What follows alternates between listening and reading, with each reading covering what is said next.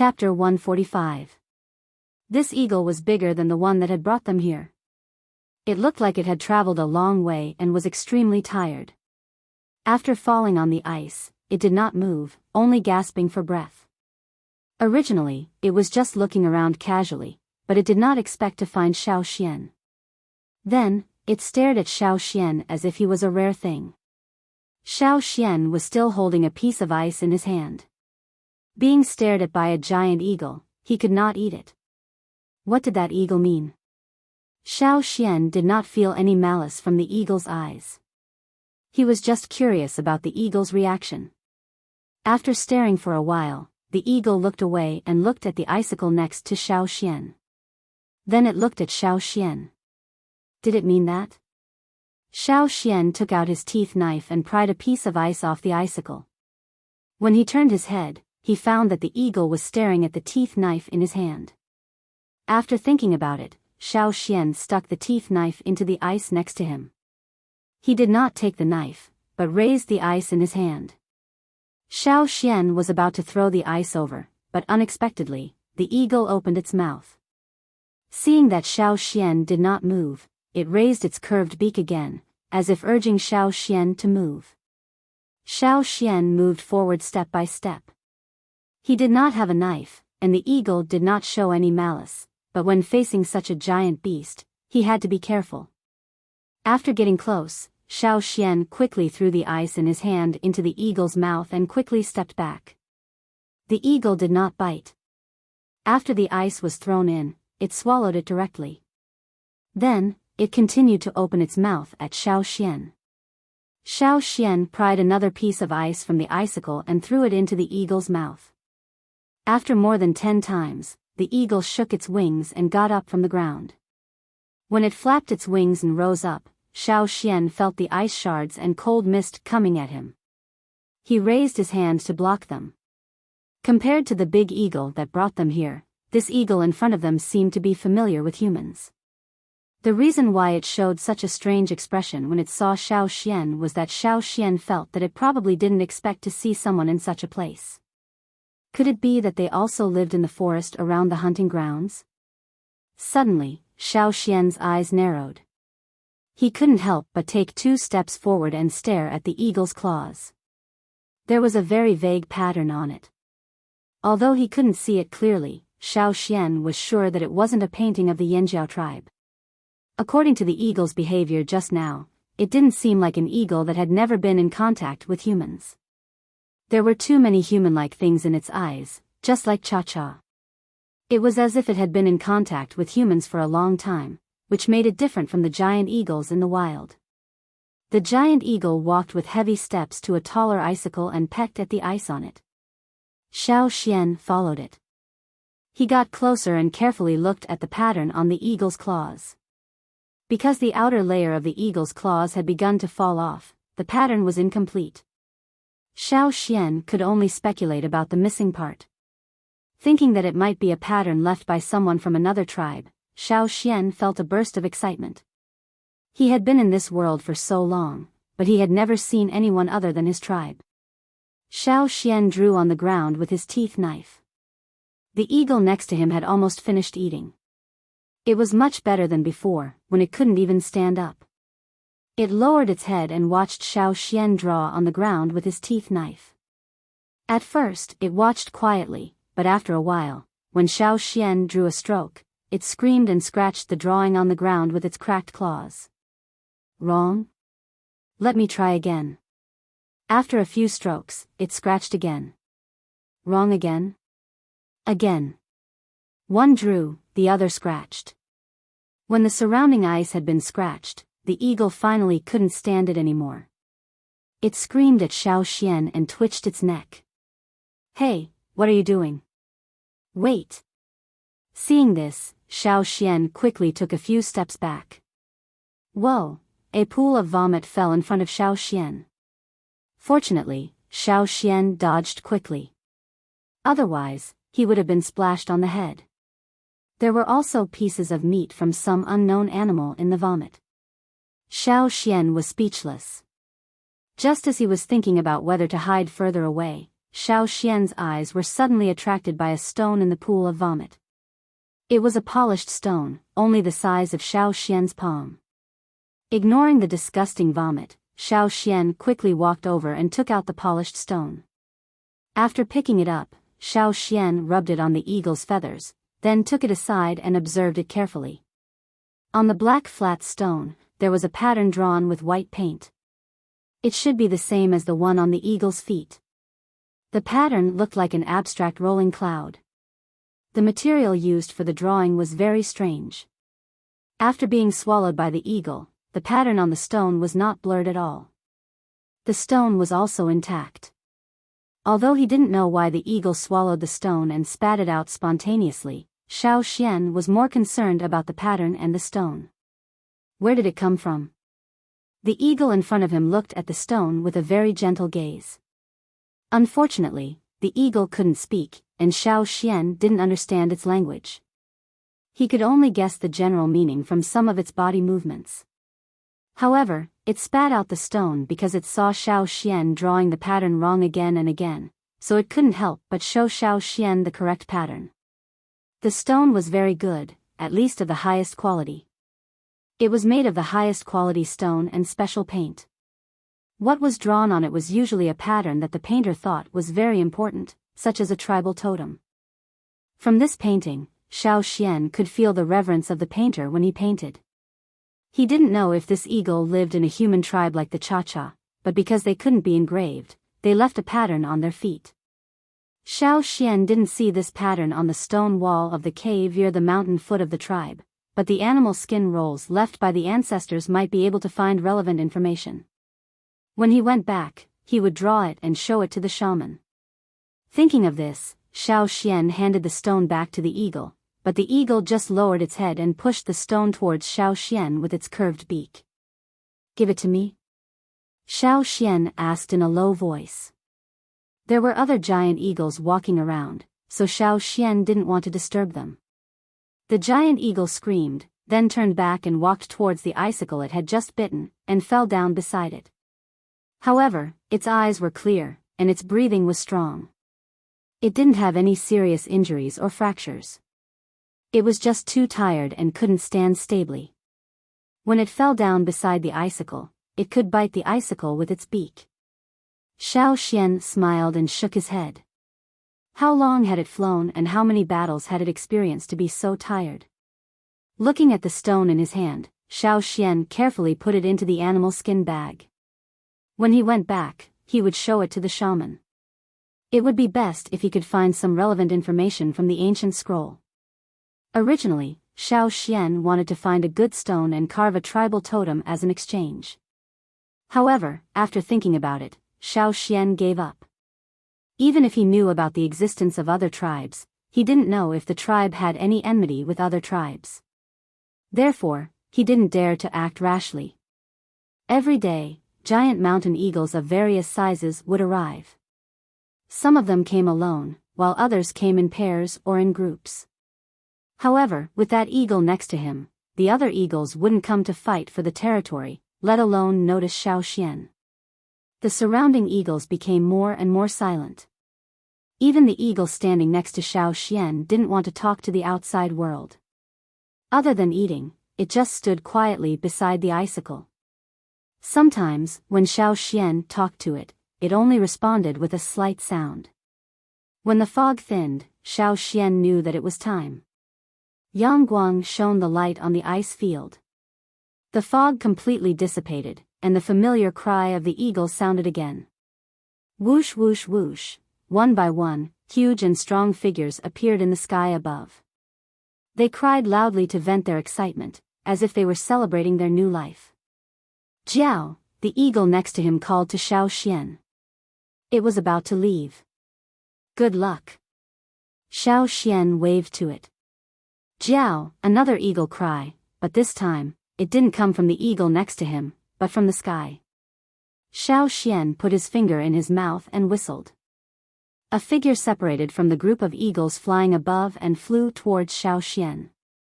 After not seeing him for so long, Xiao Xian almost didn't recognize him. The last time they met, Cha-Cha wasn't even as tall as Xiao Xian. Now, he had doubled in size. Standing on the ground, he was more than 3 meters tall. The eagles on the ice field had already begun to fly down into the abyss, and Xiao Xian and Cha Cha were about to return to the tribe. Another eagle cry came from the sky not far away. It was the big eagle that had brought them here before. Its body had also doubled in size. It had a sharp beak, sharp claws, and powerful wings. Its old appearance had completely disappeared, and in its place was a body that was full of strength like that of a young man. That eagle cried to Xiao Xian and Cha Cha, and then flew away, disappearing in the blink of an eye. We should also go back. Xiao Xian patted Cha Cha, who was showing off by flapping his wings, and walked towards the steep slope. This time, Xiao Xian didn't need to grab Cha Cha's claws, and could directly jump onto the eagle's back. However, before that, Xiao Xian still had things to take. Wait a moment, I have something to bring. Xiao Xian walked down the steep slope, and came to a place, and began to dig with his teeth knife.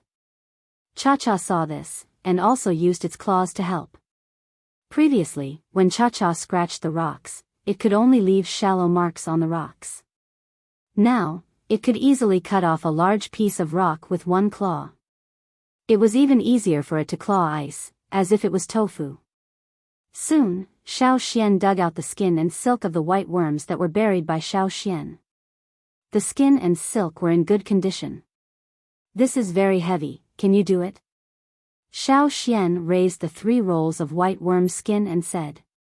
Jiao, okay, let's try it first. Xiao Xian carried the 3 rolls of white worm skin and silk, and jumped onto Cha Cha's back. Take off. Jiao, after a cry, Cha Cha swooped down. Xiao Xian looked back at the top of the mountain. The mountain peak towered into the clouds, and was hidden in the clouds. Surrounded by clouds, the mountain was still the same. Thousands of years had passed, and the ice field at the top of the mountain continued to cycle day after day, with new and old people replacing each other. When they came, they were old and weak, and when they left, they were reborn. Chapter 146. It had to be said that after this trip, although Cha Cha was not reborn like those older giant eagles, his body size had obviously increased. His endurance and flying speed had improved a lot. Even if he was carrying a person on his back and some heavy objects, he could still handle it easily. After flying down from the mountain, Xiao Xian could no longer see the other giant eagles. They returned to their own homes and had nothing to do with each other. They would only fight each other to the death when it came to a fight over territory. When they saw each other, they would probably think, oh, so it's you, kid. You were in the same batch as me when we entered Eagle Mountain. Or maybe it would be hard for them to see each other again in this lifetime. On this trip, Xiao Xian had seen the legendary Eagle Mountain, the so-called Land of Faith of the giant eagles. He had seen how they had undergone a huge transformation after being reborn here, and how they had collected rare treasures. More importantly, Xiao Xian had seen the first item from a foreign tribe. It could be said that this trip had not been in vain. Although Cha Cha had grown bigger and could fly faster, it was inevitable that it would encounter a lot of trouble without the protection of a giant eagle. As a result, the return trip had taken a long time. However, on the way back, Xiao Xian had also fought to his heart's content. On the ice field at the top of the mountain, he had spent most of his time quietly absorbing the energy in the ice. Before the arrival of a new batch of giant eagles, he could still walk around, but when the number of giant eagles on the ice field increased, he did not dare to move recklessly.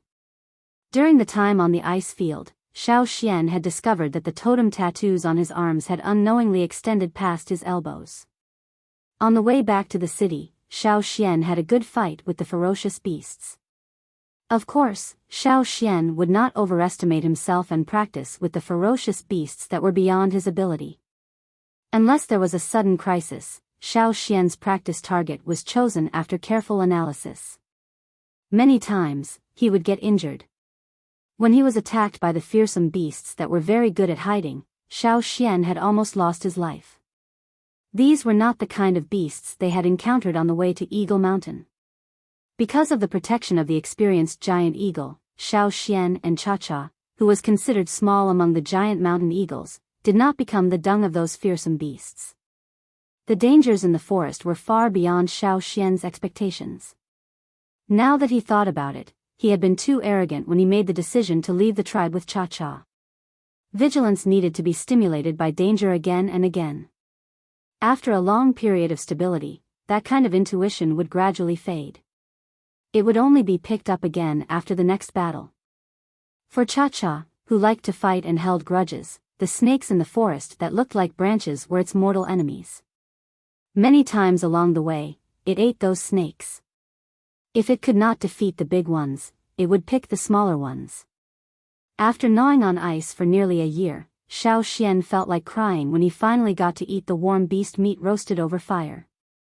Cha-Cha was the same. When he was biting and pecking, he was quite fierce, as if someone was snatching food from him. Calculating the time, Xiao Xian guessed that it would probably be winter when they returned to the tribe. "Do you miss old Ku, Caesar, and the people in the tribe?" Xiao Xian said, patting Cha-Cha who was biting and pecking at its prey. Cha-Cha paused its biting, as if it was recalling something. It let out a cry, and then its biting became even fiercer. When it was tearing, the blood on the meat was flung far away. Seeing Cha-Cha like this, Xiao Xian thought that it was probably thinking of the beasts in the tribe that had been successfully branded. It was thinking of teaching them a lesson when they returned. When the familiar, severing land appeared in their sight, Xiao Xian and Cha-Cha became more anxious to return. However, even though they were anxious, they still needed to be cautious and alert.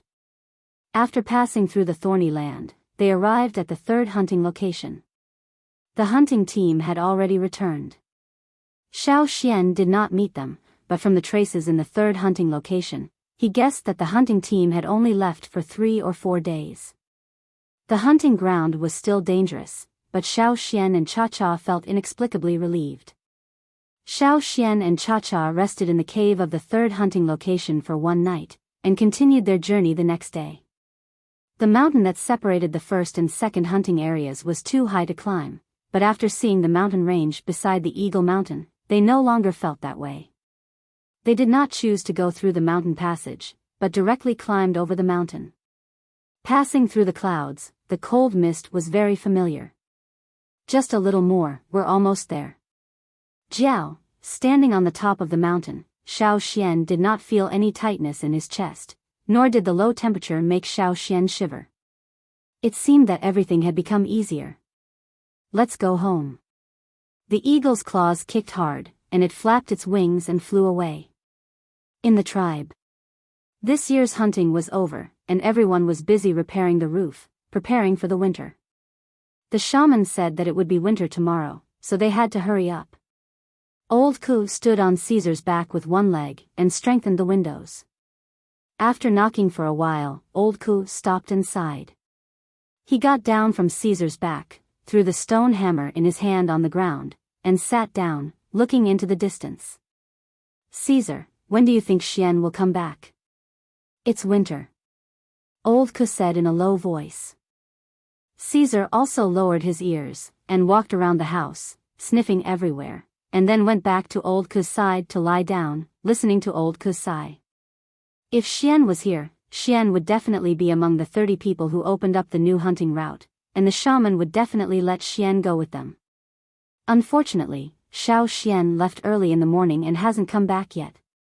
Lei took advantage of him. Old Ku didn't want to give up. For the warriors of the tribe, it was a great honor to be able to participate in opening up a new hunting route. It was said that when the candidates were chosen, the two groups of people on the mountain even fought, and the noise was so loud that people near the mountain foot area could hear it. It was also said that when the two groups were fighting, the shaman just watched quietly, and did not stop them. Therefore, some people guessed that the shaman chose people based on their fighting strength. Therefore, the final 30 candidates were all the victors of that contest. However, no one in the mountain foot area had seen that scene with their own eyes, so everyone's discussion was completely based on hearsay and their own imagination. According to the customs and rules of the tribe, they guessed right, but in fact, only a few people knew the truth. Uncle Ku, I brought the food. Under the shaman's order, Tua brought some processed food. Old Ku's sigh just now was also heard by Tua. As one of the people who lived on the mountain and participated in the opening of the new hunting route, he naturally knew the truth better than others. At that time, the chief, the shaman, 2 team leaders, and several elders with a lot of power gathered together to discuss the final candidates. The discussion turned into a quarrel. People in the tribe were like this. Once they were agitated, the quarrel directly turned into action. Other people on the mountain were also called over to join the fight between the 2 sides. Unlike the usual sparring sessions, the battle that time was beyond everyone's imagination. It was a large-scale internal strife.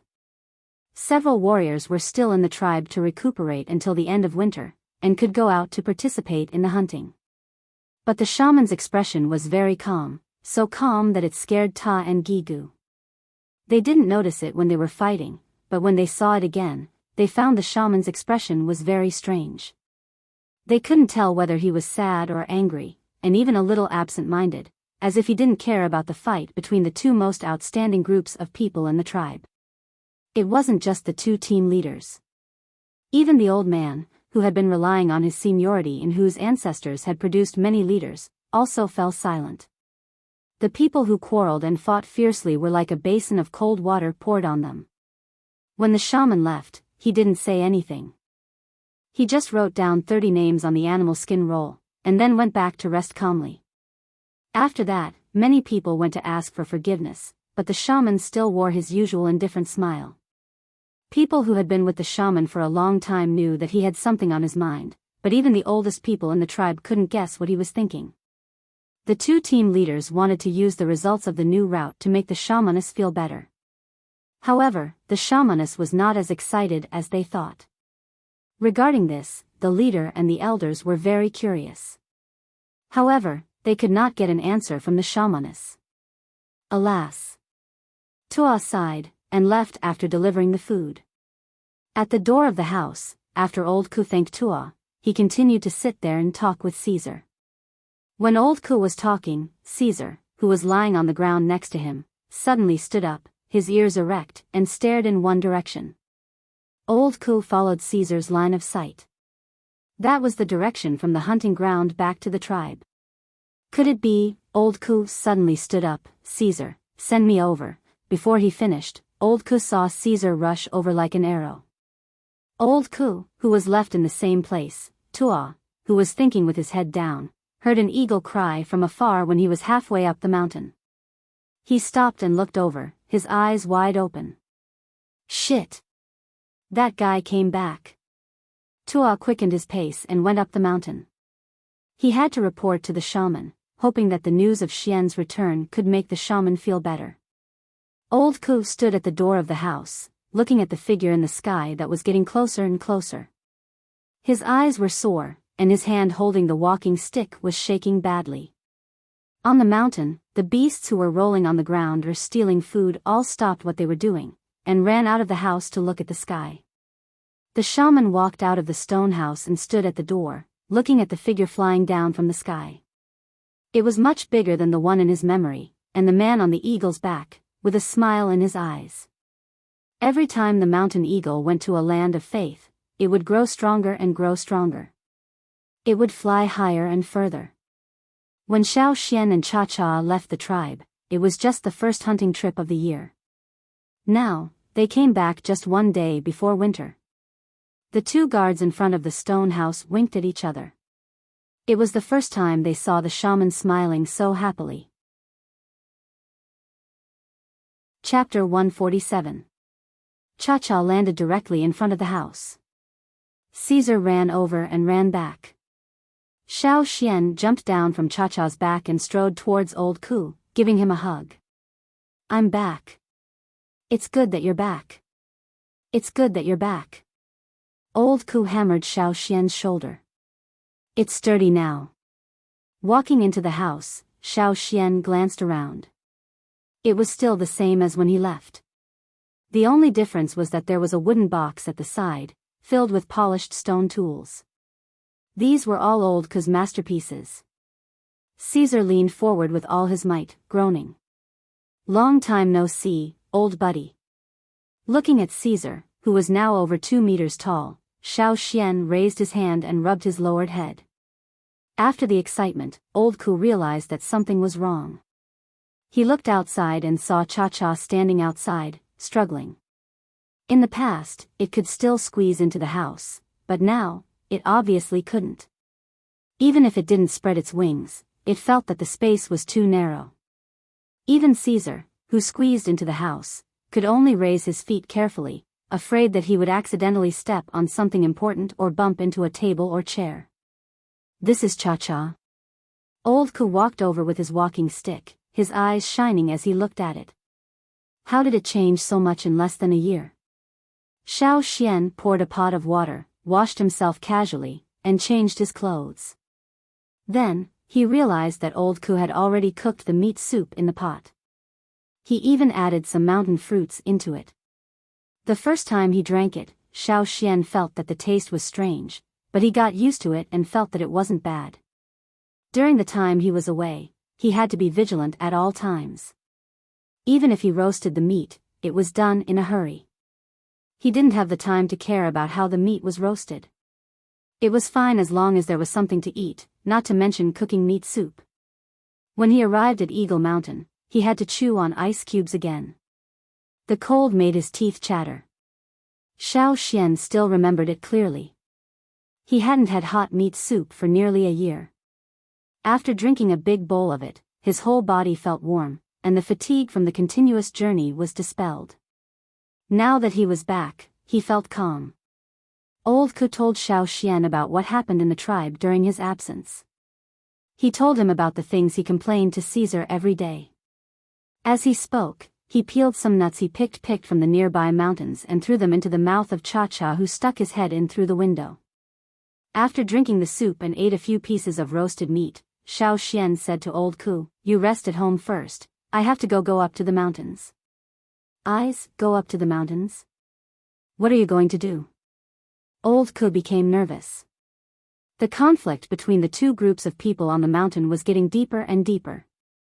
He heard from those who often went up the mountain that there were fights every day, and the fights were quite fierce. "I'm going to find the shaman," Xiao Xian said. Yes, you should go to the shaman." Old Ku was relieved when he heard that Xiao Xian was going to find the shaman. "Go ahead, it's still early. I'll make a bird's nest for Cha-Cha.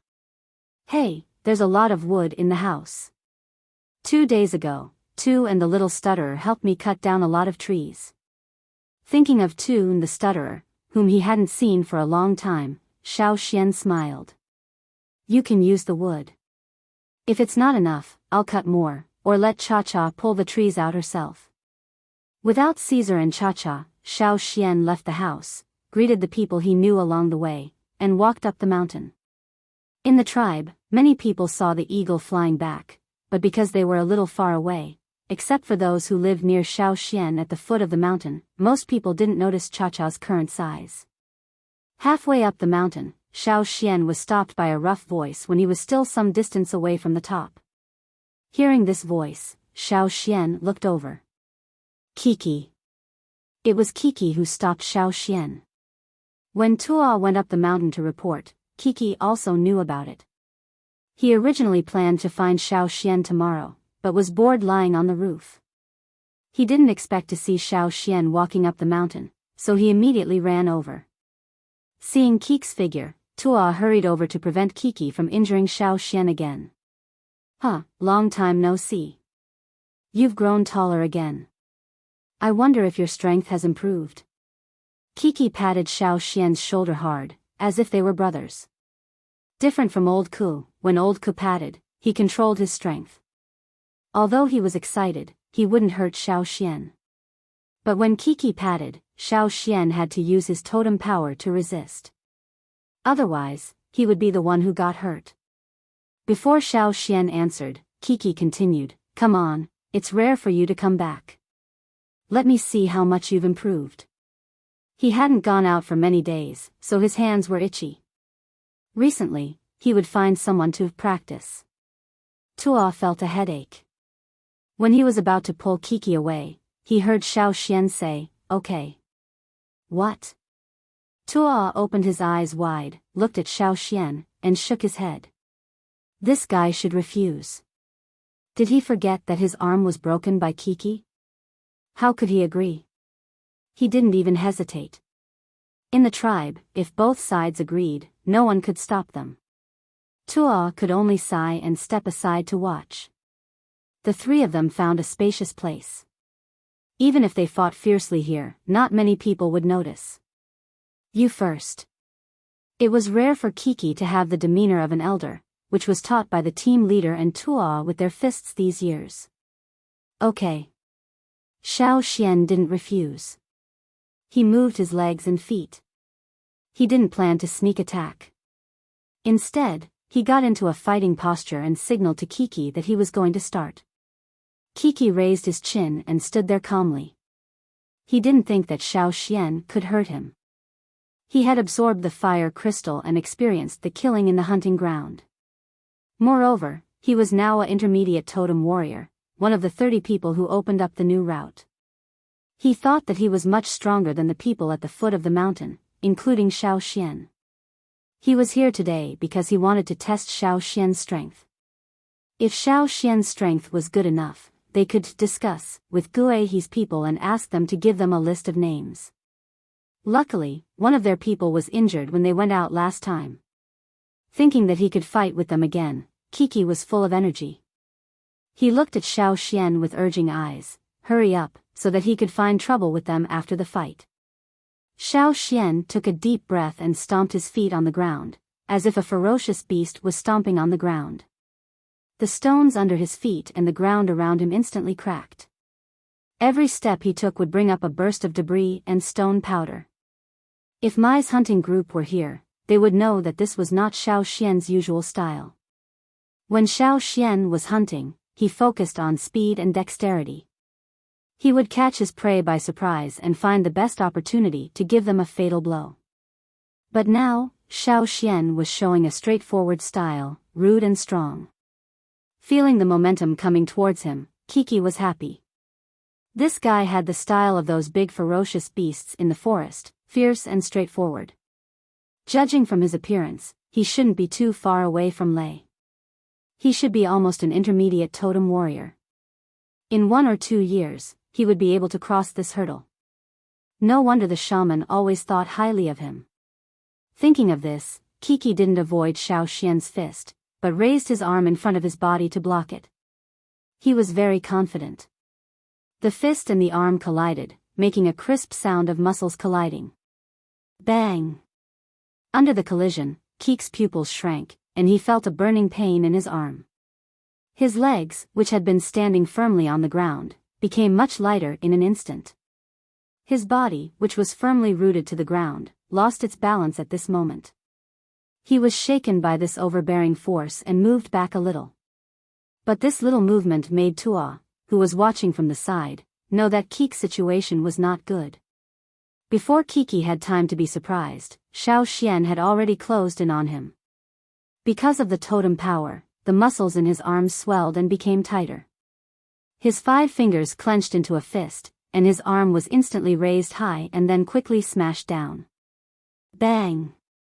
Under this great force, Kiki could only move back to adjust his body's balance, but his eyes were fixed on Xiao Xian in front of him. How could he change so much? He thought back to the time when he received the order from the team leader to test this kid. What kind of situation was that? Kiki couldn't remember, but vaguely felt that the figure in his impression was not so tall or so strong. He could send him flying with one punch, and accidentally broke this guy's arm. Feeling the wind of the fist getting faster and faster, Kiki was a little confused and forgot how to find a chance to fight back. He just held his breath and forcibly resisted Xiao Xian's attack. He always felt that he should be able to resist. How could this guy be so strong? It was impossible. Kiki's body was violently smashed like a rainstorm, and he kept moving back.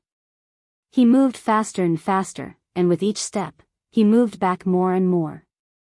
The sound of the stones on the ground being stepped on was like a thunder drum, and the gravel flew around. Bang! Crack! The sound of the fist colliding with the arm muscles was heard again, but this time, it was Kiki who was sent flying and heavily hit the ground.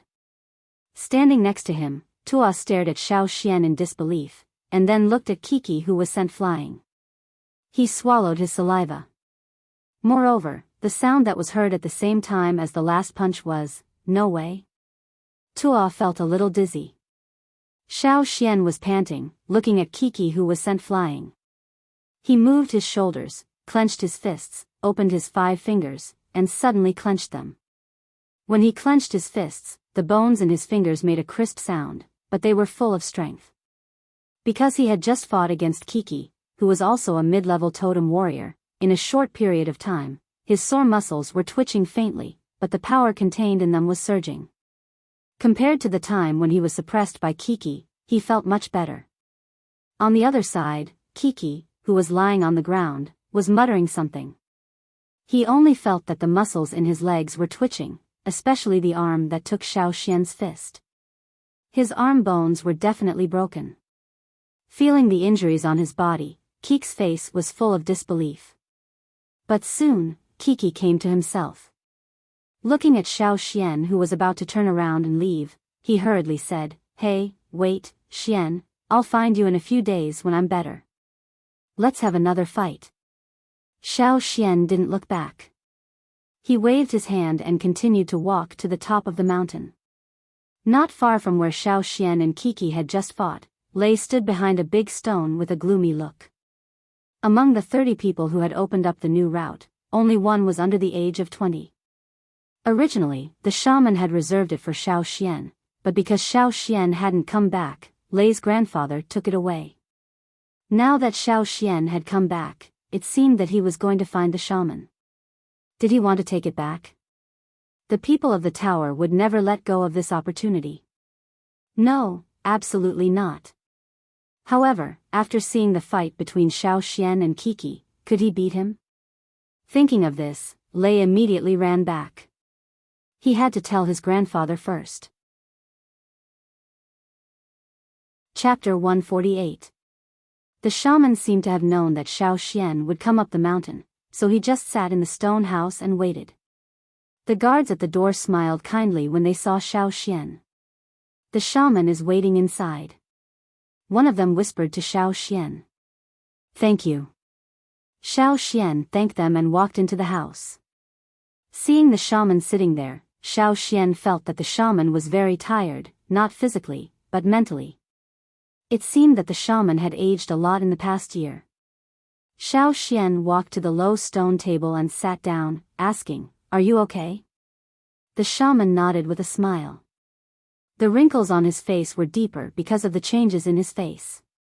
Looking at Xiao Xian carefully, the shaman was very pleased. "How was the journey?" "Very good. I learned a lot. I will draw it for you when the time comes. Of course, you have to provide some animal skins and pigments. I don't have them now." Although Xiao Xian had said that he would draw the experience of this journey in the form of a scroll, there were too many things that he had experienced, so it was impossible to draw everything. There were some things that Xiao Xian had to mention to the shaman. As for the eagle that led the way, the high mountain range, the ice field at the top of the mountain, the mysterious Eagle Mountain, and the strange white insects, Xiao Xian would describe them in detail and draw them on the Wu roll. The shaman listened very carefully. Sometimes, he would think about the records passed down by his ancestors. He didn't interrupt and let Xiao Xian talk. He was afraid that he would miss some details if he interrupted. When Xiao Xian finally finished, the shaman was still in a daze. It took a while for him to come back to his senses. The Eagle Mountain really exists. The shaman sighed. When he saw the little bird that Xiao Xian took out, he knew that it would grow into a big bird. Xiao Xian once asked him if he had ever thought about going outside the tribe to find people from other tribes. In fact, the shamans had thought about this for a long time. This was something that every shaman had thought about, but no one had succeeded. When the shaman saw the eagle, he had an idea. He thought, What if one day, the eagle could grow up smoothly and grow big enough to fly over the surrounding obstacles and go to places further away where the warriors of the tribe could not reach? According to the ancestral records, the giant mountain eagles were a race that did not fear the peak of the mountain. When they see a tall mountain, they will not think of avoiding it, but of conquering it. In every hunting ground, there were mountains that the warriors couldn't climb over, blocking their way forward. When they hunted, they would avoid those places. Even the ancestors who opened up the hunting route back then avoided those mountains. Unless they found another route to pass through that mountain, they would go around it. If they couldn't go around it, they would change their route.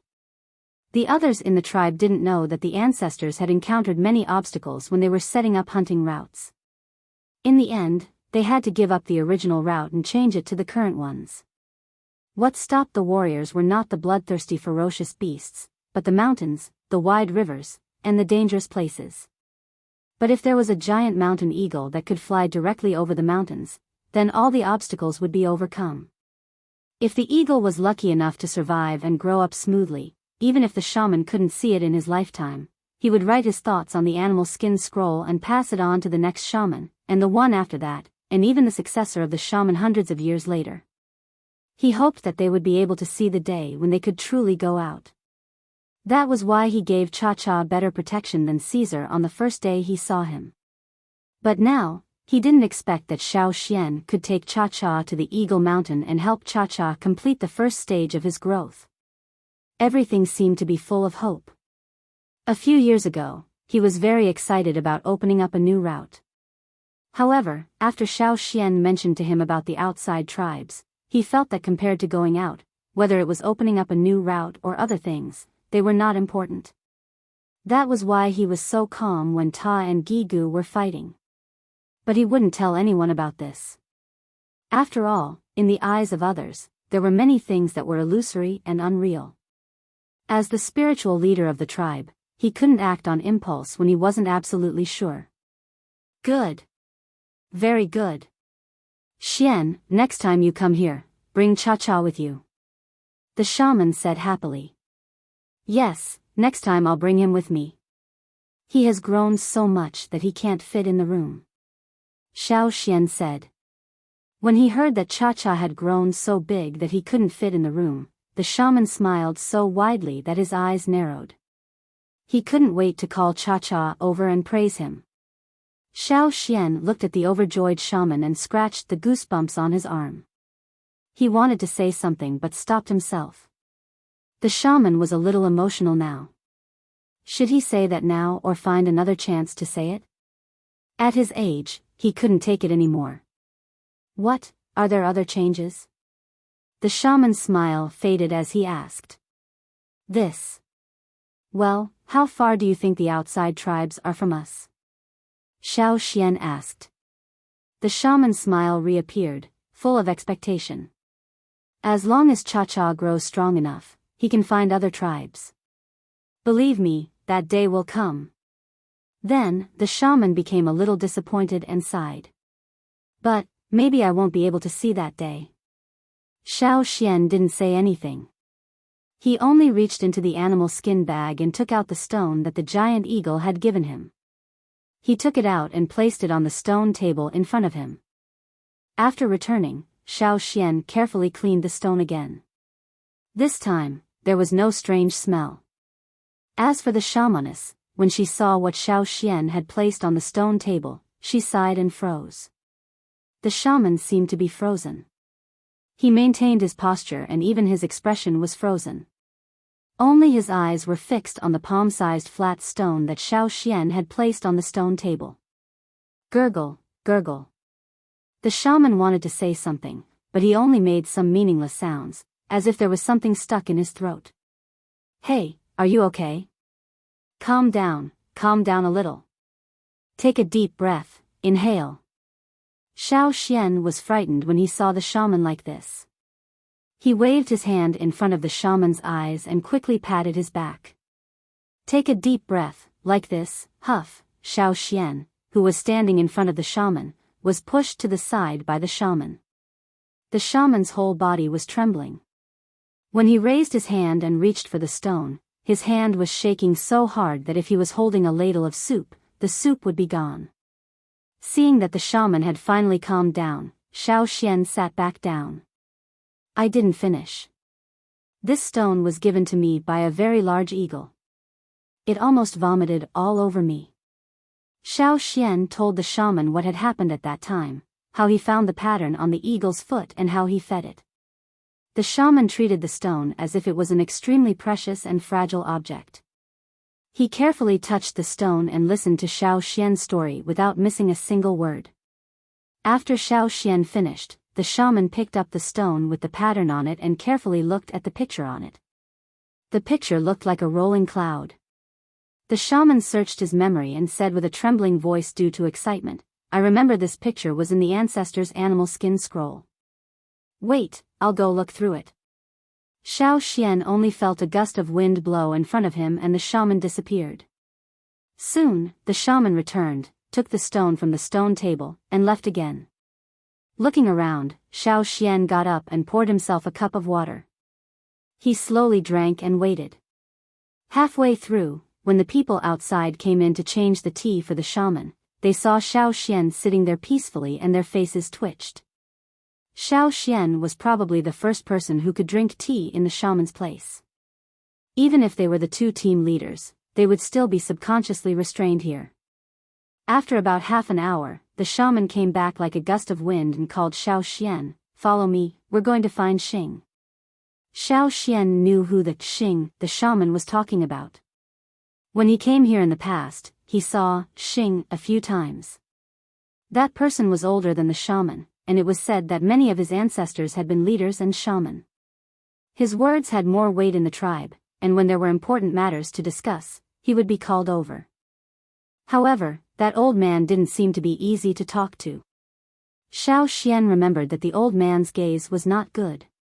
It was like a knife, as if he couldn't wait to cut him a few times. The shaman took Xiao Xian out of the stone house and went to another place on the mountain. At this time, there were many people chatting outside. As they were talking, they saw the shaman quickly move his old legs and whiz past them. They didn't even have time to salute. That's the shaman? A warrior said. It seems so. What happened? Why is the shaman so anxious? Didn't you see who was following behind the shaman? They seem to be heading towards Lei's house. Lei's grandfather is Xing. At this, a few people had an I understand look on their faces. It seemed that the shaman was going to fight for a spot with Xiao Xian.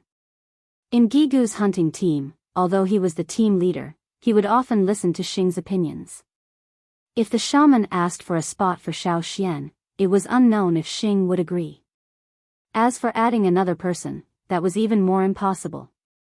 Back then, when he swore to the fire seed by the fire pit, he said that there would only be 30 people. There wouldn't be one more person, and there wouldn't be one less.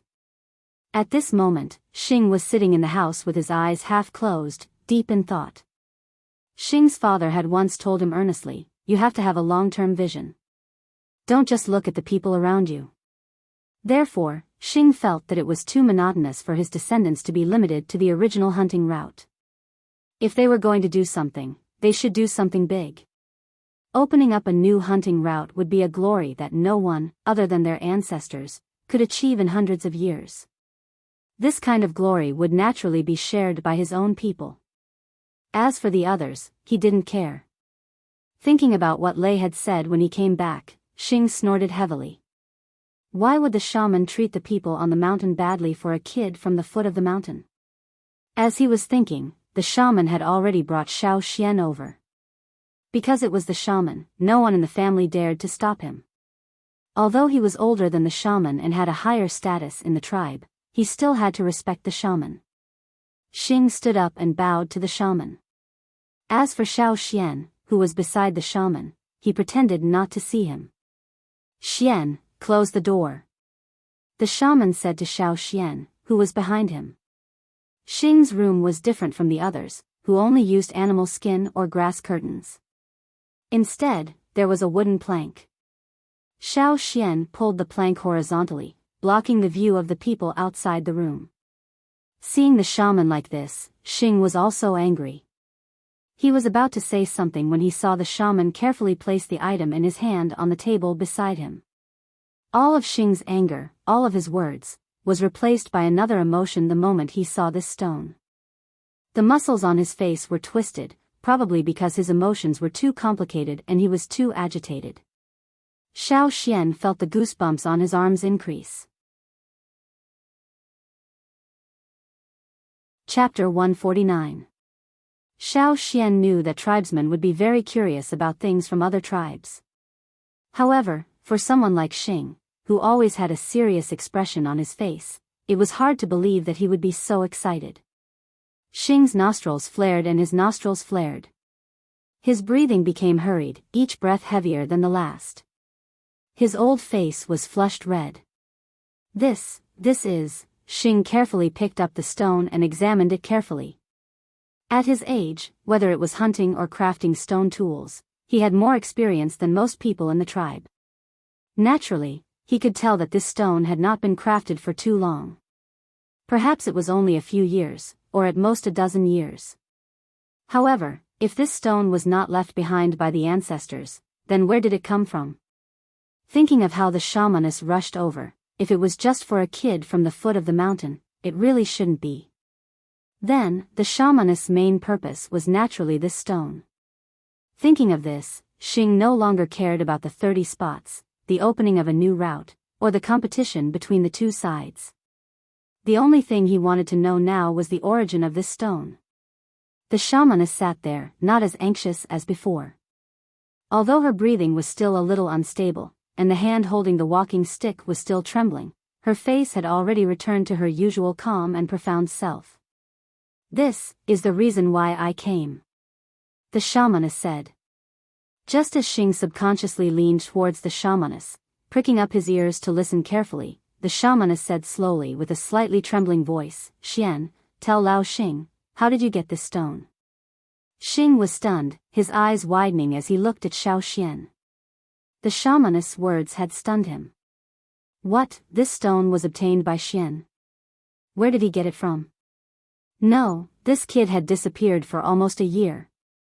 You, hurry up and tell me. In front of Xiao Xian, Xing's tone was not as pleasant. He couldn't control his impatience and his usual style of speaking made it sound like he was interrogating someone. His eyes were like two sharp knives, itching to stab you in the face. However, Xiao Xian did not mind Xing's tone. With the shamaness here, Xing could not do anything to him. It's like this, Xiao Xian briefly explained the origins of the stone. Seeing how anxious Xing was, he skipped a lot of details and only emphasized how he obtained the stone. Hui. It's the Hui tribe. Xing's eyes were bloodshot as he looked at the shaman and said, "You came here to confirm it, right?" The shaman nodded. "So, I hope you can take that thing out and let me have a look." Taking in a deep breath, Xing carefully placed the stone in his hand back, as though he was dealing with a fragile object. Every single movement he made was done with extreme caution. He controlled his strength, fearing that he might accidentally break a corner of the stone. If the members of the Xing clan were to know that the usually resolute and domineering Xing had such a gentle attitude, their jaws would probably drop in shock. Xing's room was about 20 square meters. Aside from a stone table, a few wooden chairs, and a bed, there was also an especially large stone vat with boxes of various sizes inside. Half kneeling on the ground, Xing opened the stone vat and reached out with both hands to take out a stone box. Just like before, he was also very careful. Every single movement seemed to have been carefully thought out. Xiao Xian also noticed that when Xing looked at the stone box, his eyes were filled with reverence. His emotions were very passionate. His originally sharp gaze was now focused on the stone box, as though everything around him was nothing. Carefully placing the stone box on the table, Xing opened it. Xiao Xian stretched his neck to take a look. Inside, there was another box. Between the big and small boxes, there were some wood shavings. Obviously, they were there to act as a buffer. Xing took out the small box and carefully wiped away the wood shavings on the outside. His gentleness was completely different from the way he usually beat someone up. He opened the lid. Inside, there were also some wood shavings. In the middle, there was something wrapped in thick beast skin. Xiao Xian had hunted for so long, so he could naturally tell the quality of this beast skin. It was the beast skin of a high-grade beast. Generally, the beast skin of a high-grade beast was very hard, but there were also soft parts. It was just that it was relatively rare. High-quality stone, special wood shavings, and this rare beast skin were all used to protect the thing inside. This made Xiao Xian even more curious as he stared at Xing's actions. Xing carefully and attentively carried the item out of the bag. He opened the animal skin and the item inside was immediately presented to Xiao Xian's eyes. Xiao Xian stared at the table. The thing that Xing and the shaman were eagerly looking at like an extremely precious treasure. He blinked again, and looked over again. Xiao Xian didn't know what kind of expression he should show to express his current feelings. He only felt a group of forest raccoons running over and over again in his heart. Before this, based on the shaman and Xing's attitudes, and based on what they said, he deduced that Xing might have something from an external tribe, and that it was extremely precious. Hence, Xiao Xian thought that it was probably a rare treasure. For example, the ice blocks he saw in the mountains near Eagle Mountain, or the skin and silk of white worms, or fire crystals. Or even something more rugged, like a part of a high-grade beast, which the tribesman loved to treasure. But he didn't expect to see something so unexpected. The thing that Xing was carefully treating was a clay pot, and it was a colored pottery. There were some drawings on the pot, and the style was similar to the drawings on the stone he brought back. Every stroke was curled like a whirlpool. Seeing Xiao Xian staring blankly at the pot on the table, Xing couldn't help but smile. "You've never seen it before, right?" Xing smiled proudly. Xiao Xian, dumbfounded. Xing continued to smile proudly. "Xiao Xian, this is a treasure passed down from my ancestors. It comes from an external tribe, and it's not made of stone." Xing felt that Xiao Xian, this kid from the foot of the mountain, was ignorant. He probably didn't know how precious this pot was, because until now, the tribe had never successfully made a single piece of pottery. Even if they had the animal skin scroll passed down from their ancestors, they had never succeeded. Later on, the items left behind from thousands of years ago naturally became priceless treasures of the tribe. They carried too many unspeakable secrets of the tribe, and the families who kept these pots naturally developed a sense of superiority. Although these pots were very fragile, and although they didn't bring much strength to the totemic warriors, even if others took out the most powerful beast, they wouldn't trade it away. Like that family, they also have a treasure passed down from their ancestors. It's also a pot, but it's a pity that their pot doesn't have any drawings on it. It's very ugly, and when it's placed next to mine, it's like the difference between a weak herbivore and a fierce carnivore. Xing continued. In the hearts of the tribesmen, those weak and herbivorous animals were all cowards, and they looked down on them. However, those ferocious and bloodthirsty carnivorous beasts were different. They were the strong, the true strong of the forest. They would always look up to the strong. Xiao Xian. This old man was so proud that his tail was wagging. No matter how serious he was, he couldn't hide the smug smile on his old face, making people want to punch him.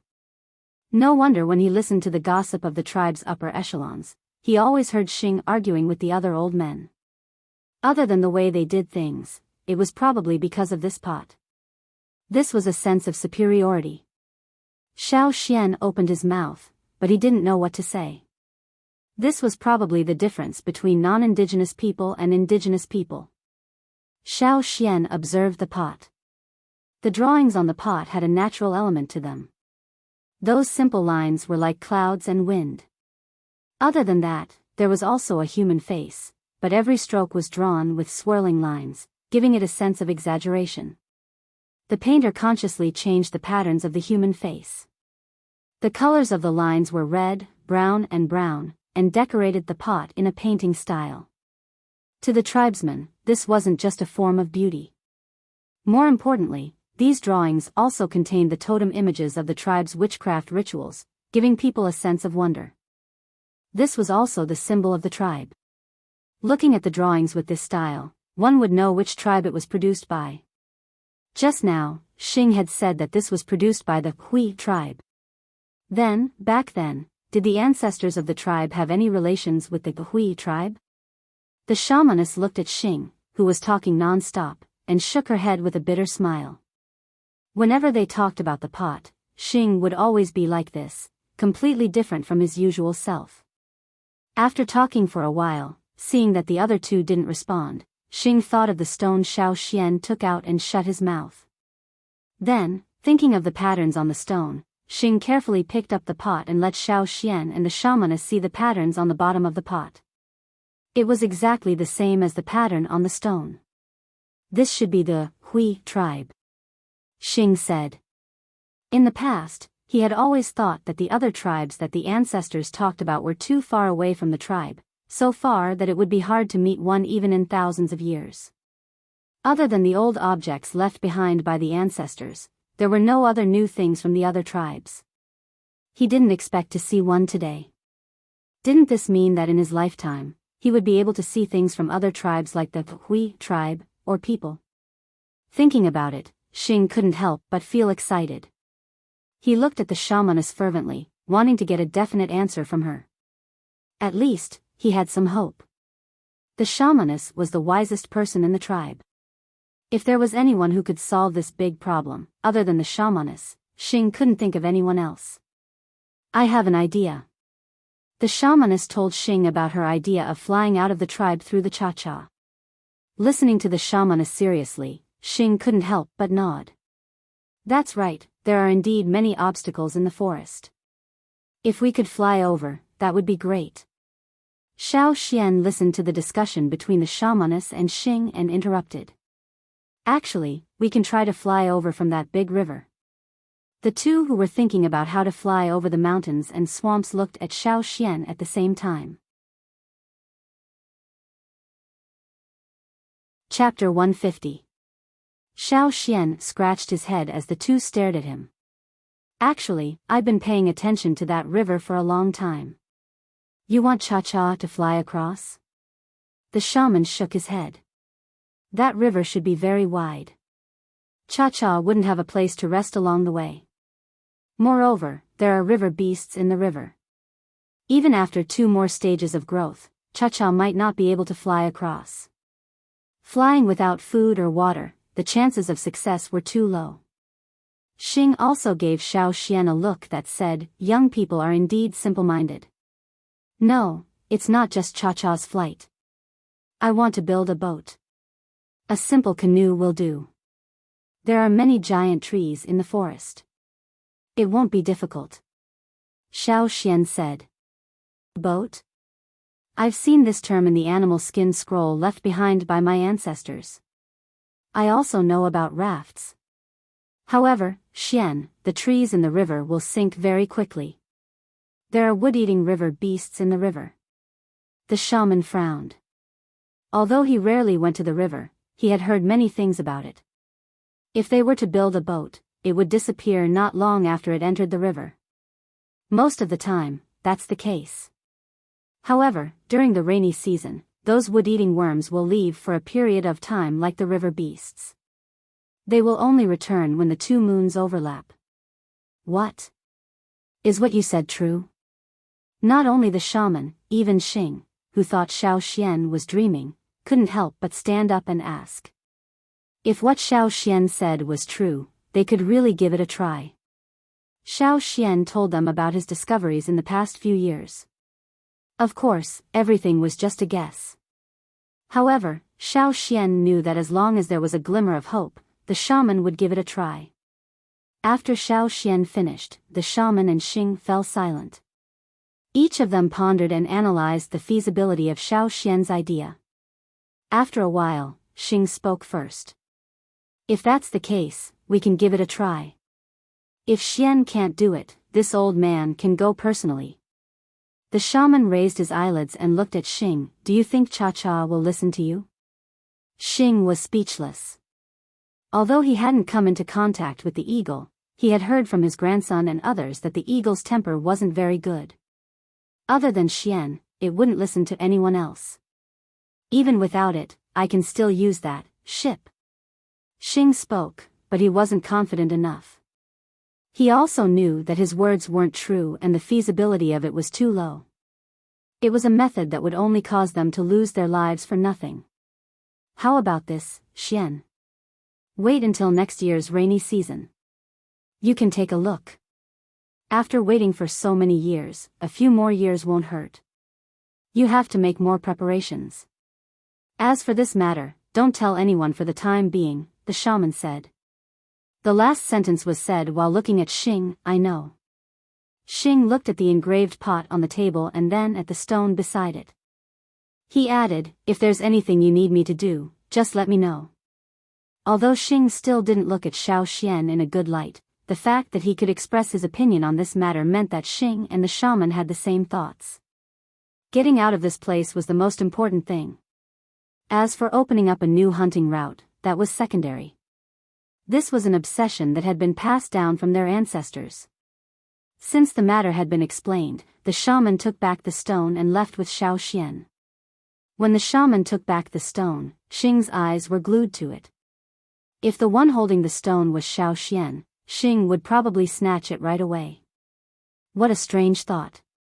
Xiao Xian followed behind the shaman, thinking about Xing's reaction. But then he changed his mind and laughed. Perhaps, to the people in the tribe, his own thoughts were the strangest. After the shaman left with Xiao Xian, Xing looked at the engraved pot and gently caressed it. He cried and laughed at the same time. His old face was filled with tears. After a while, when Xing's emotions had calmed down, he carefully kept the pot and opened the window. He was lost in thought as he looked out of the window. Outside the window, it was pitch black. Winter was coming. The darkest time of the year was coming. However, he didn't feel as depressed as before. He always felt that there was an intense emotion that was about to break through and explode out. The fire in the house burned, and the wood crackled. Xing sat back on the wooden chair, recalling what Xiao Xian said over and over again.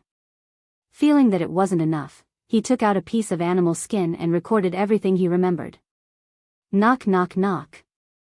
Someone knocked on the wooden door of Xing's room. After the shaman and Xiao Xian left, Xing closed the door again.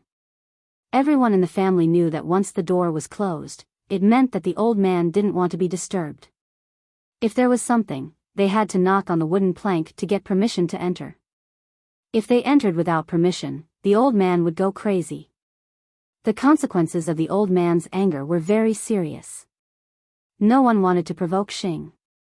Just like when the shaman went in and closed the door, everyone in the family left the house on their own accord.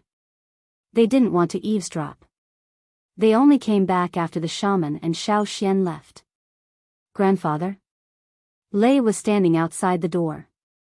Come in. Xing said. Lei moved the wooden plank and walked in.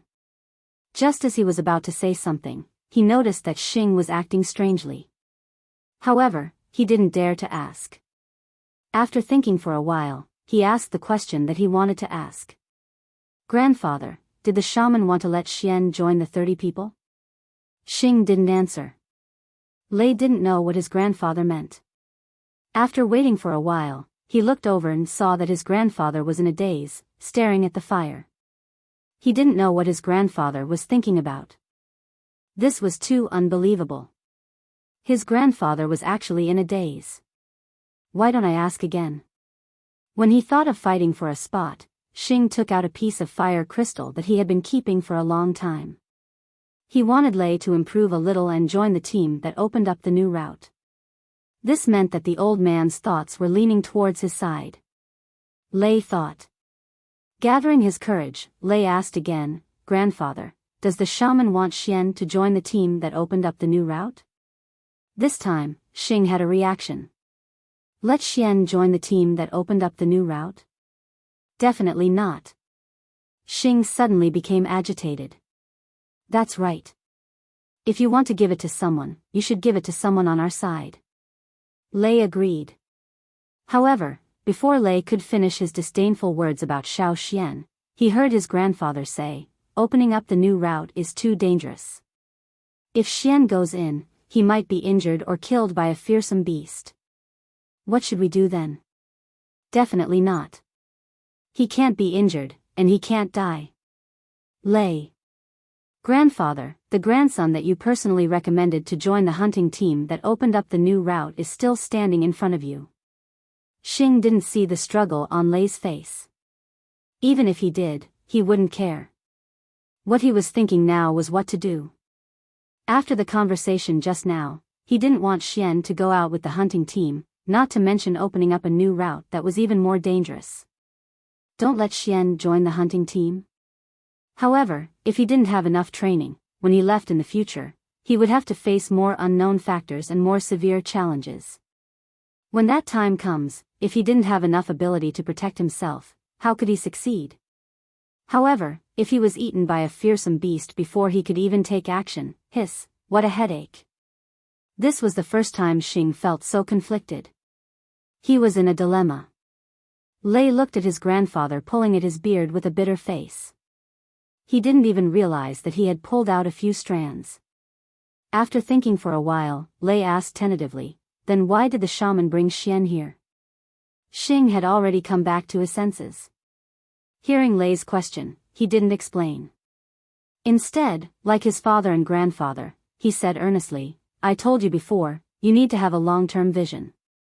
Lei lowered his eyelids and thought to himself, "You always mean different things when you say long-term vision." In the end, Lei still couldn't get an answer from Xing. Instead, he was chased out by Xing with a glare. In the dark night, the night swallow at the foot of the mountain flew in the air. In the middle of the night, everything quieted down. The temperature dropped sharply. The wind carried snow and ice, wreaking havoc on the land. This was an unusual winter. In this winter, the shaman didn't take care of other things. He handed it over to the other assistants and asked Gue Zhe to start training. Every time Xiao Xian went up the mountain to look for the shaman, Xing would brave the wind and snow to run over. He wanted to hear more about the progress of the plan. At first, it was only the shaman and Xing. Later, the shaman told Chief Ao. As the chief, Ao had the right to know about this plan. Later, the few elders in the tribe who had some authority heard about this news. Hence, the moment Xiao Xian went up the mountain, the elders and the chief all ran to the shaman. However, they didn't want to tell the two team leaders about this because the two team leaders had to focus on opening up a new route. It wouldn't be good if they were distracted. Because of this, the two team leaders were very depressed. They always felt that they were outside the core of the tribe. No matter which camp these elders belonged to, no matter what they thought of Xiao Xian, after knowing about the plan of the shaman and Xiao Xian, they all made the same decision. For the sake of the shaman and Xiao Xian's plan, they would do their best to help. No. No. No. They didn't have much time left. Compared to the young men who had more time, they hoped that before they died, they would know whether this plan was successful or not. That was enough. As for walking out of this place, it was an extravagant hope for them. Humans shouldn't be too greedy. Just like the ferocious beasts in the forest, sometimes they didn't know how to be content. Instead, they would lose their lives in vain. However, some people always had this extravagant hope. They thought that perhaps one day, they would be able to walk to the place in the stories told by their ancestors and see other humans besides their own tribe members. When winter ended and the earth warmed up, the tribe became lively again. When they were preparing for the sacrificial ceremony, Xiao Xian was chosen to dance again. This made many people unhappy, especially the young warriors. In the past, when Xiao Xian found the fire crystals and was chosen, they didn't have any objections. However, Xiao Xian hadn't been in the tribe for the past year. What merit did he have? However, they found that no matter how dissatisfied they were, even if they complained to the elders who were in the opposite camp, they only got one sentence: "He deserves it." The two team leaders also had a headache. Recently, There were always people coming to them to talk about Xiao Xian, but they really didn't know. When they went to the shaman, the chief, or the other elders, they only got one sentence: don't think about other things. Continue to open up new routes. Chapter 151. The tribe looked the same as before, but upon closer inspection, it wasn't hard to notice that many changes were happening quietly. Then, when everyone gathered together to discuss, they realized that there were so many situations that were different from the past. For example, there were always a few old figures walking back and forth by the river in front of the tribe. Not only them, but even the chief often wandered by the river, which made the people living in the mountain foot area very curious. Even if they were not catching fish, they would go to the river from time to time. Gradually, they formed a habit of going to the river when they had nothing to do. Maybe they could meet a senior leader of the tribe and talk about life. And the people in the mountain also found that those bad-tempered old men were very nice to Xiao Xian. They couldn't believe it. Later, even the two team leaders looked at Xiao Xian with strange eyes. There was another thing that puzzled everyone. During the rainy season, several important people on the mountain actually braved the rain and ran to the river every day. This was something that had never happened before. The words passed down from generation to generation made the warriors in the tribe afraid of the river. In recent years, the situation became a little better after fishing, but it was not enough to make those important people in the mountain come to see it, right? Those who were confused continued to be confused, and those who were looking forward to it continued to look forward to it. It was another rainy season. In this year, Xiao Xian's body was 16 years old. After the ceremony, several important people in the mountain began to lose sleep every day. They were nervous and excited, and gathered together to discuss whether the plan needed to be changed. Looking for wood, building boats, making sails, and so on, a series of movements could not be hidden from too many people. During this year's ceremony, the shaman told them about Xiao Xian's sailing. This news made the whole tribe talk about it for a long time, and it did not stop until the rainy season. Xiao Xian was often stopped by people, asking all kinds of questions about the trip. Everyone in the tribe had a strong sense of expectation. Although they did not understand a lot of what the shaman said, it did not mean that they were not looking forward to it.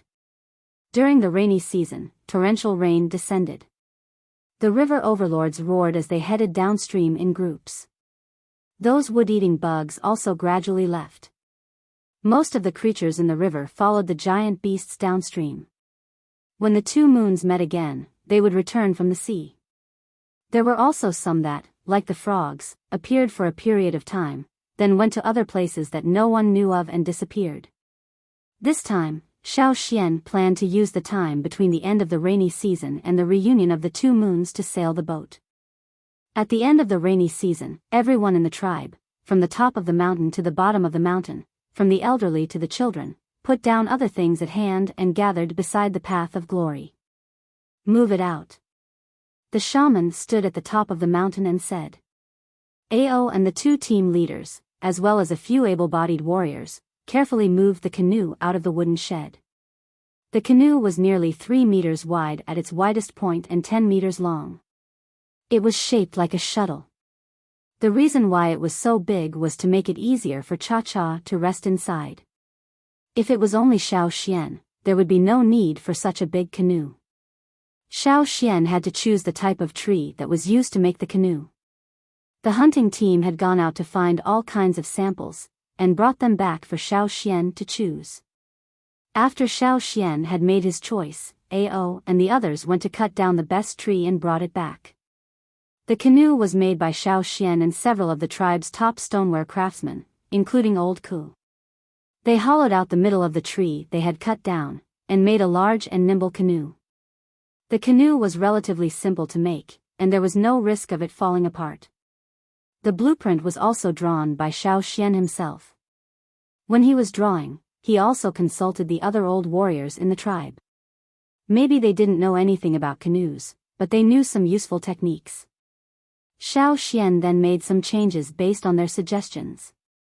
After the blueprint was finished, the stoneware craftsmen went to cut down a lot of wood to practice at home. After all, there was a big difference between wood and stoneware, so they didn't dare to do anything rashly. When they were confident and got the hang of it, they would come back to finish the canoe together. This canoe wasn't that heavy for many totem warriors in the tribe. Normally, they could even carry stones, so how hard would it be for them to carry wood? But at this moment it was carried by several senior totem warriors, and they would carry it down the mountain later. This was a kind of respect, a kind of solemn etiquette. Xiao Xian sat cross-legged on the ground. The shaman was drawing patterns on his face, just like the warriors who went out to hunt. It was a kind of blessing, which meant that the tribe attached great importance to this. Even Cha-Cha's feet were drawn by the shaman with the tribe's totem, imitating the giant eagle at Eagle Mountain. After finishing the drawing, Xiao Xian bowed towards the fire pit, and then walked to the canoe. Together with the others carrying the canoe, they walked down the path of glory. Cha-Cha directly flew up into the air and flew over. Behind the canoe, the shaman and the other elders of the tribe followed. Some of them were excited, some were worried, and some looked calm, but the twitching of their muscles showed that they weren't. At this time, many people were easily overthinking, worrying about their gains and losses. This was related to the ancestors' wishes, so how could they be calm? Beside the path of glory, the crowd followed the canoe. Adults with children, disabled people with crutches, or supported by others, followed closely. Everyone sang the hunting song and the prayer song. At first, only the people on the mountain sang, but soon, the people at the foot of the mountain sang as well. The whole tribe sang the same song with the same rhythm and pace. Some were young, some were old, some were sharp, and some were rough. To them, singing represented everything they were feeling at the moment. Most of the people in the tribe weren't good at expressing their emotions and thoughts. Singing was a form of expression. This was the first time they sang the hunting song, without the impatient killing intent before the hunt. Instead, they sang with fearlessness, without fear, and with hope. On this day, the whole tribe collectively sent Xiao Xian off. What was on the other side of the river? They didn't know, and they never thought of finding out. In many people's eyes, Xiao Xian's actions were worthy of respect, but they didn't think that Xiao Xian could safely cross the river. This river was too dangerous. What a brave warrior. After the canoe was transported down the mountain, Ao and the others carefully pushed it into the river. The canoe that was made was classified as a side canoe. The so-called side canoe was a canoe that was attached to one side or both sides of the canoe, and was shaped like a boat that was floating in the same direction as the canoe. Xiao Xian's design was a side canoe. Because of this, he once played with it when he was traveling abroad. The side canoe overcame the instability of the canoe that was prone to sway sideways and capsizing in the wind and waves. It also possessed the advantages of the canoe's lightness and structural integrity. It was also a tool used by the Aboriginals for ocean voyaging. The sail was also the most important part of the boat. Now, it was set up with a sail made of leaves and vines. The vines were thin but very strong vines found in the hunting grounds. The best women in the tribe weaved them into an inverted triangular sail. In the eyes of the shamaness and the others, they didn't know if this kind of material would be useful, so it was best to prepare more. But because the vines were hard to find, in the end, they only managed to weave 2 pieces. One piece was installed, and the other piece was used as a backup. They didn't know if a backup piece would be enough. When Xiao Xian was learning from the Aborigines, he learned that the side canoe could travel more than 200 kilometers a day. But here, Xiao Xian wasn't so sure.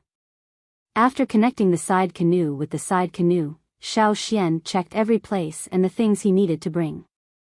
Xiao Xian stood in the canoe and looked at the densely packed people on the shore. Caesar carried old Ku and also stood on the shore. He looked at Xiao Xian and Cha-Cha who landed in the canoe. He also wanted to follow, but Xiao Xian couldn't bring him along. If there was any danger on the river, Xiao Xian could let Cha-Cha carry him. But Caesar couldn't, and Cha-Cha couldn't carry him. If Cha-Cha was about the same size as the giant eagles in Eagle Mountain, he could carry many people. Unfortunately, Cha-Cha was still small. Goodbye. I'm leaving. Xiao Xian bowed to the people on the shore. Under the leadership of the shamaness and the chief, the people on the shore also bowed to Xiao Xian. This was a situation that had never happened in thousands of years. To the people of the tribe, Xiao Xian was their hope to leave this place. If Xiao Xian didn't succeed, then no one knew how long it would take for them to leave this place.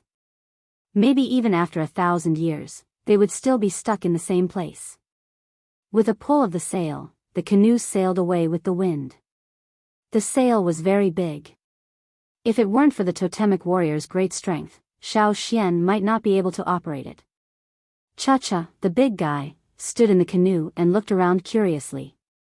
To him, this was a very novel experience.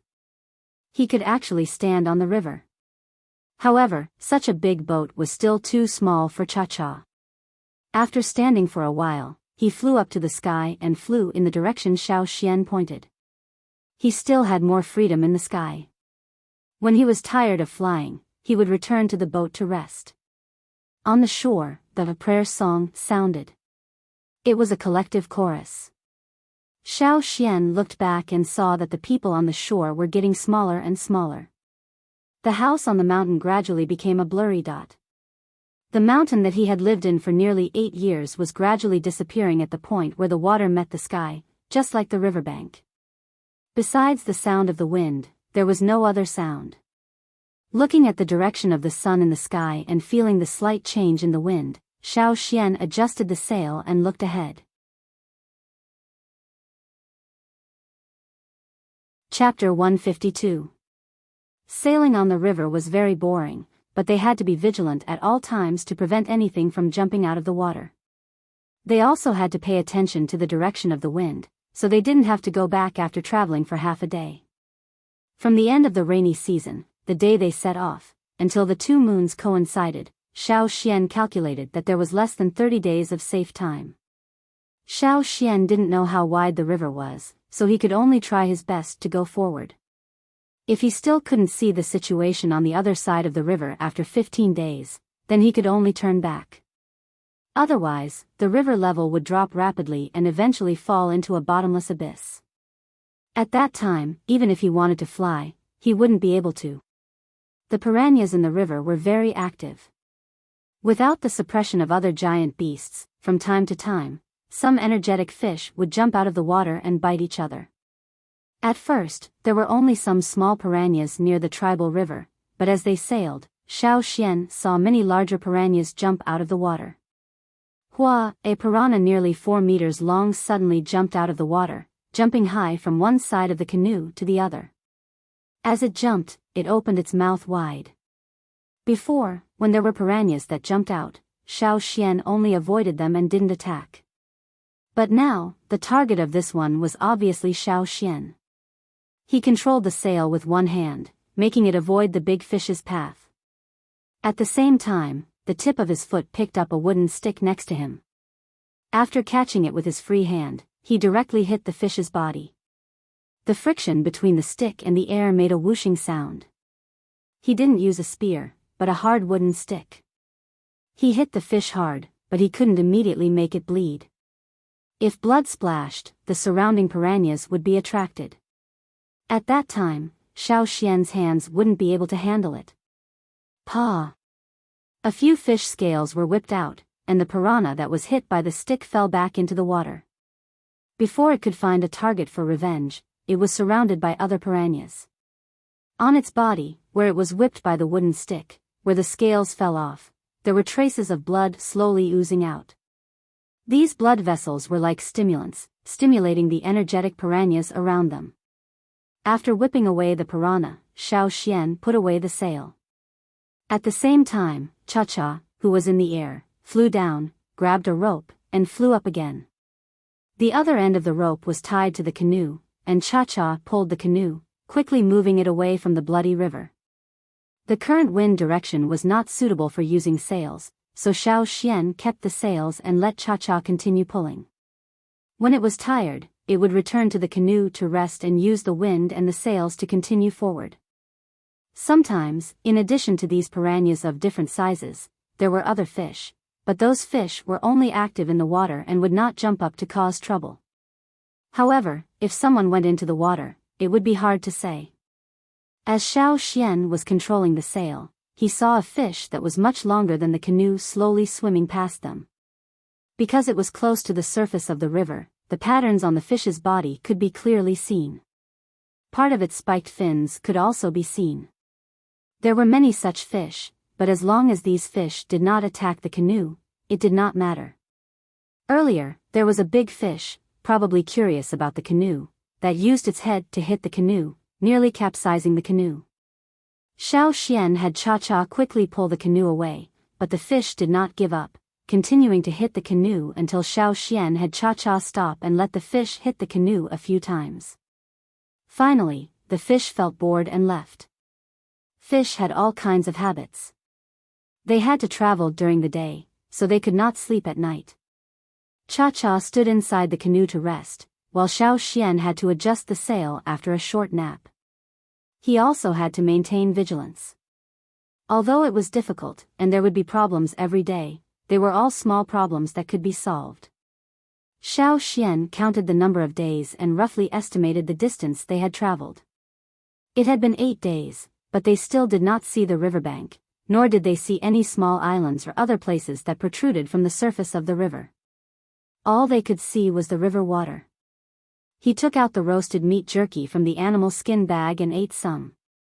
He also drank the water on the boat sparingly. Before he finished drinking the water, Xiao Xian would not drink water from the river. Cha-Cha ate in the air. Sometimes, when it caught a fish, it would directly fly in the air, a little further away from the canoe. This way, the dripping blood would not cause any trouble for the canoe. While eating, Xiao Xian suddenly found a small island that protruded from the surface of the river diagonally ahead. He quickly adjusted the sail and headed there. However, as he got closer, Xiao Xian discovered that it was not a small island, but a huge fish. It was just that this fish was already dead and was floating on the surface of the water. Moreover, Xiao Xian also discovered that there were many holes in the fish's body, which were bitten through. The fish, which was more than 20 meters long, was eaten until only its skeleton and a layer of incomplete skin was left. Xiao Xian could also see from the bitten holes that there were still things inside the fish's body that were still gnawing. There were some small fish inside, with slender bodies. Looking at them alone, they were not conspicuous. But it was these small fish, which were not even as big as a palm, that gnawed this huge fish with sharp teeth and thick armor on its body until only its skeleton was left. Perhaps, after a while, even the bones and the skin full of holes would be gone. Xiao Xian quickly adjusted the sail and left this place. He also gestured to Cha-Cha, who had just finished eating in the air, to come down and see the fate of this huge beast. Be careful when you catch fish in the future. If you find these small fish, quickly throw them away. Xiao Xian said. When Cha-Cha saw the fate of the big fish, it shook its wings.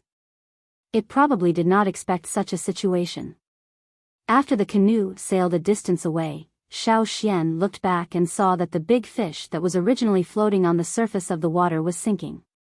It was almost completely eaten.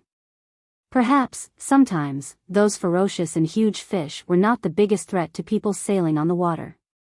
Those inconspicuous fish were more likely to cause danger. Xiao Xian thought that Cha-Cha would rest for a while before continuing to fly into the air to pull the canoe. Unexpectedly, Cha-Cha stood on the canoe like a quail, crouching there with its neck shrunk. Its head was looking up at the sky, as if there was something in the sky that it was afraid of. What's wrong? Xiao Xian asked as he tapped Cha-Cha's bird head. He did not see anything in the sky, but he felt a great pressure in his heart.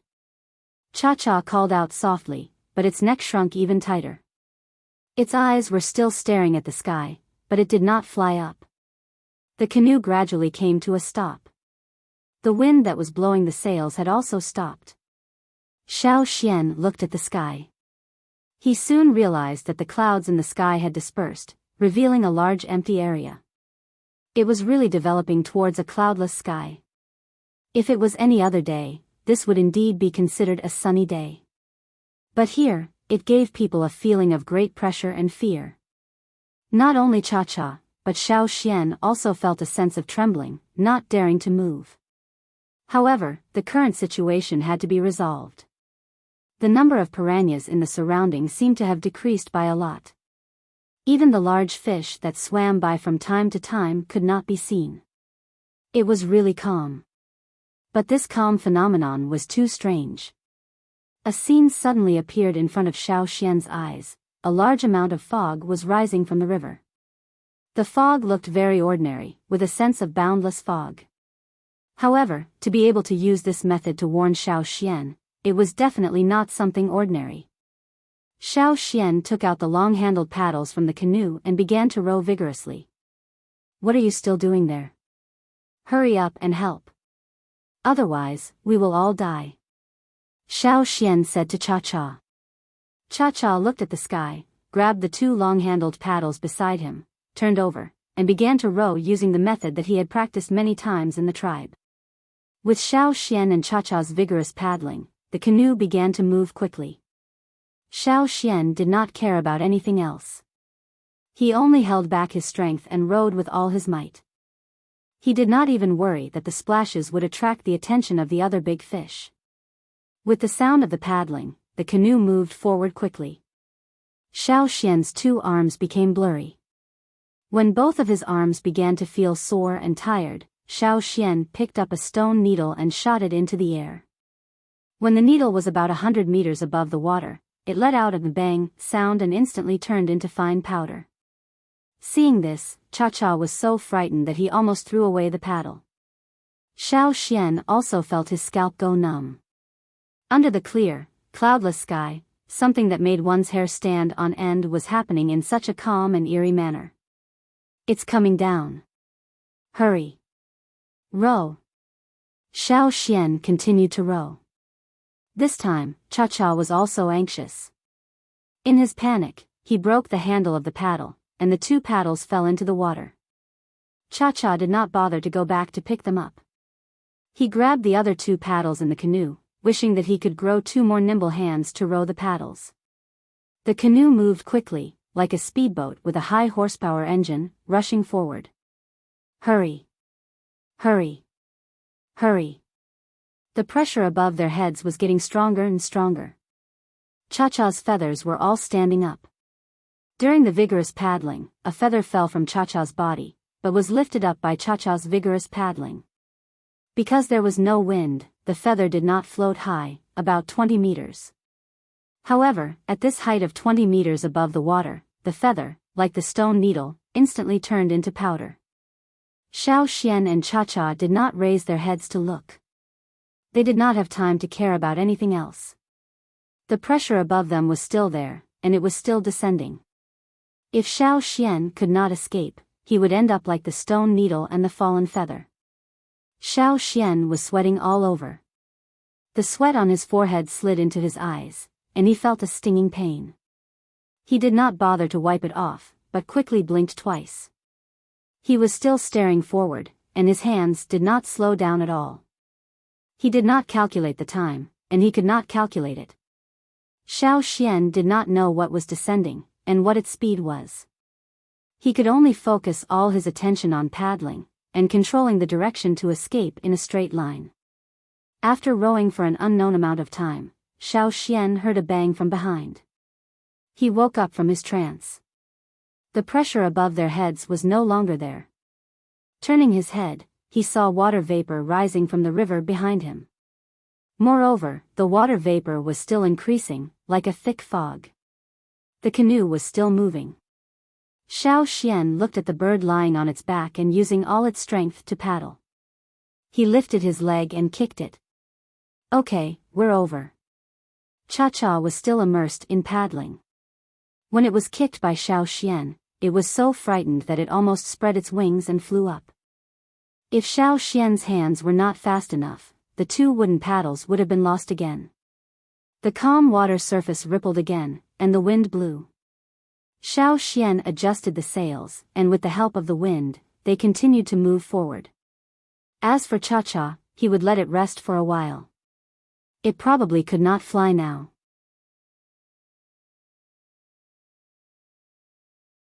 Chapter 153.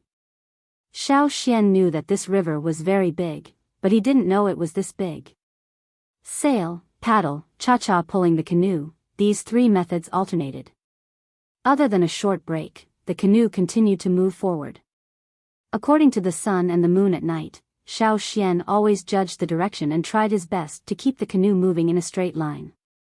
Although they encountered a lot of trouble along the way, and even encountered a group of crazy fish fighting, forcing them to take a long detour, it wasn't to the extent that they couldn't see the end of the river. After today, it will be 15 days, Xiao Xian said to Cha-Cha, who was resting beside him, as he still couldn't see the end of the river in front of them. Cha-Cha, who was resting at the side, responded listlessly. In addition to the excitement and novelty at the beginning, countless frightening things had happened one after another. It was so scared that it had recently lost a lot of feathers. Xiao Xian was also tired. He hadn't had a good rest for 15 days straight. Although his recovery was very strong, he couldn't withstand long-term exhaustion. Moreover, Xiao Xian was most worried that if they continued to move forward, they wouldn't have time to return. After all, according to the original plan, they would return if they couldn't find the other side in 15 days. But now, he felt that they should still move forward. Cha-Cha, do you think there's a mainland in front? Xiao Xian kicked the bird beside him. This river was already beyond his imagination. If they continued to walk forward, he would even believe that they could reach the sea. Cha-Cha, who was grooming its feathers, raised its head and replied, then looked forward. It could feel the aura of a mainland in front of them, but it didn't know how far it was. Xiao Xian actually had the same feeling. He felt that if they continued to walk forward, they would reach the other side of the river. But that was too risky. Even if they reached the other side, what if the river was already falling rapidly and they couldn't see the top? What should they choose? Continue forward, or go back? Xiao Xian closed his eyes and felt the totem in his mind. The totem flame in his mind started to roll, and the direction in which the flame was drifting was towards the front, and it was rolling quite violently. Opening his eyes, Xiao Xian adjusted the sail. Keep going. Ah, Cha-Cha answered weakly. It began to miss its life in the tribe. However, when it thought about the new land that Xiao Xian had mentioned, it became excited again. After traveling for another 8 days, Xiao Xian felt the totemic flames in his mind surging more violently, but at the same time, the river water was flowing faster. Xiao Xian had seen such a situation before. When this happened, the river level would drop sharply. Back in the tribe, they might still see a few rocks that were originally in the water, but the next day, they would see a muddy slope. Cha-Cha flew in the sky, pulling the boat. While Xiao Xian was pondering, Cha-Cha shouted from the sky. Xiao Xian looked up at the sky. Cha-Cha's cry meant that there was something in front of them. It was very likely that it was the river bank. Cha-Cha landed, and Xiao Xian jumped onto its back. Then, he let Cha-Cha take it up into the air to take a look. It was not easy to see on the canoe, but in the air, they could see a very thin black line in the distance. If they did not look carefully, they would not have noticed it.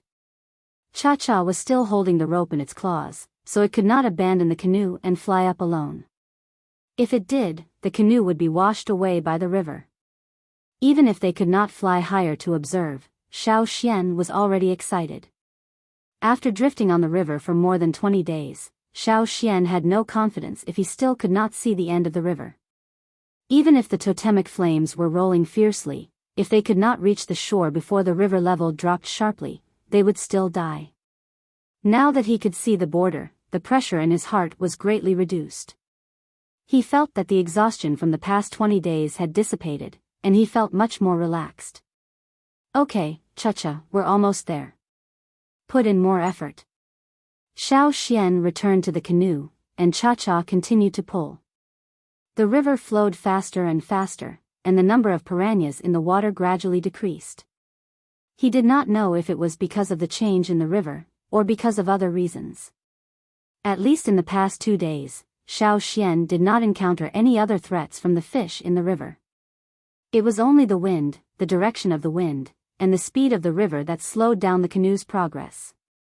The black line at the border became more and more obvious. Looking at the sky, Xiao Xian hoped that they could reach the shore before sunset. There were too many unknown variables at night. As they gradually approached the river bank, Xiao Xian discovered that the river bank looked like a mountain, because the river level had dropped too much. Fortunately, although it felt like they were sailing at the bottom of an abyss, they had finally reached the end of the abyss. This was a new place. Xiao Xian suddenly felt an indescribable excitement in his heart. The river bank was similar to the one in the tribe. Near the shore, there was a steep slope. However, not far from there was still water flowing down. That should be a tributary, and the water flowing out of that tributary flowed into the river. But now that the river level had dropped, the water from that tributary flowed down the slope. The closer they got to the shore, the stronger the wind became. The wind carried with it the stench of mud and the smell of decay. Xiao Xian looked at the height of the shore and the steep slope. He thought that the canoe would not be able to reach the shore. After more than 20 days of sailing, although they had used very strong and corrosion-resistant trees, they had been hit and bitten by large fish during the voyage, leaving behind many crisscrossing marks. There was even a hole at the bottom. Xiao Xian used something to plug it. This canoe had already completed its mission. Xiao Xian carried the remaining things on the canoe onto his back. After Cha-Cha landed, he jumped onto Cha-Cha's back. One man and one eagle flew towards the river bank. Without the eagle to pull the damaged canoe, it floated downstream along with the rapid flow of the river. Soon, only a small shadow was left, and then it disappeared from Xiao Xian's sight. The wind became stronger. Without a certain direction, Cha-Cha almost fell into the mud several times. "Let's go, buddy. Put in more effort." Xiao Xian held on tightly to the eagle's body and shouted. Cha-Cha flapped its wings with all its strength and flew upwards. While flying, Xiao Xian suddenly said, "Wait, let's go over there and take a look." Although it didn't understand why Xiao Xian wanted to go over there, Cha-Cha still turned and flew in the direction Xiao Xian pointed. Soon, Xiao Xian saw a figure trapped in the mud and being dragged down by seaweed. "Help, me!" That person was still shouting. His voice was a little hoarse. It was obvious that he had been shouting for some time, but no one came over. Moreover, he didn't seem to have much strength left. Every time he shouted, he would gasp for breath. That person didn't sound very old. His body was covered in mud, and nearly 2/3 of his body had been pulled down. There were also seaweed sticking out of the mud and wrapping around him. Cha-Cha couldn't get close, so Xiao Xian let Cha-Cha hold on to the rope. He tied the other end of the rope and jumped down. "Give me your hand," Xiao Xian said. Seeing Xiao Xian jump down from the eagle's back, the person was stunned. However, he quickly pulled his arms out of the mud with all his strength. Xiao Xian grabbed his arms and pulled them up. The seaweed was too tight. If Xiao Xian pulled them up forcefully, they would probably break the person's arms. Xiao Xian freed one hand and let Cha-Cha go down a little more.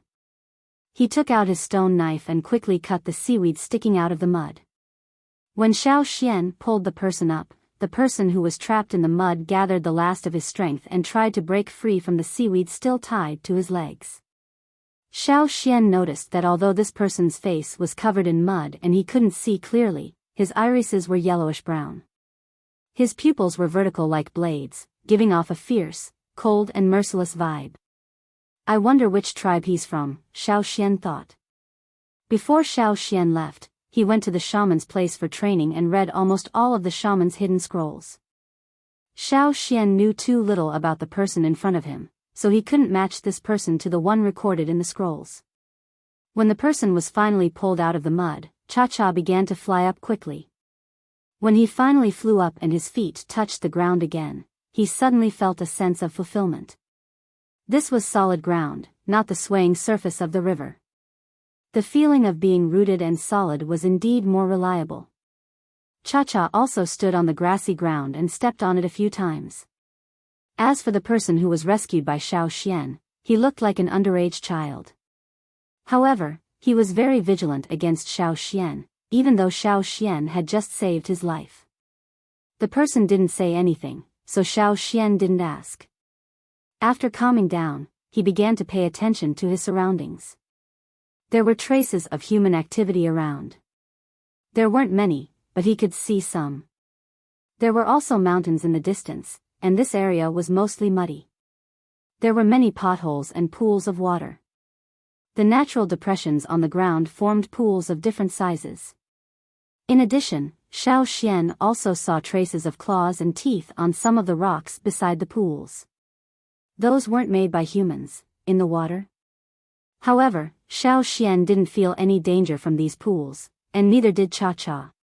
Either the creatures in the water were very good at hiding, or there weren't any dangerous creatures in the water at the moment. The person who was rescued by Xiao Xian lay quietly on the ground, panting. Although he didn't say anything, his eyes kept glancing at Xiao Xian and Cha-Cha. Finally, the child couldn't help but ask. "Who are you? Why are you in our tribe?" he asked. "Your tribe? Which tribe are you from?" Xiao Xian asked. Seeing that the other party was still very vigilant, he said, "My eagle and I came from a faraway place by boat. However, the river level dropped too quickly, so we quickly went ashore. The boat was washed away just now, and I don't know how far it has gone. How long have you been in the river?" The other party didn't believe Xiao Xian's words, and looked at Xiao Xian suspiciously. He seemed very puzzled that Xiao Xian didn't know his tribe. "More than 20 days, Xiao Xian said. The other party's eyes widened, and the pupils in his tawny eyes were still narrowed.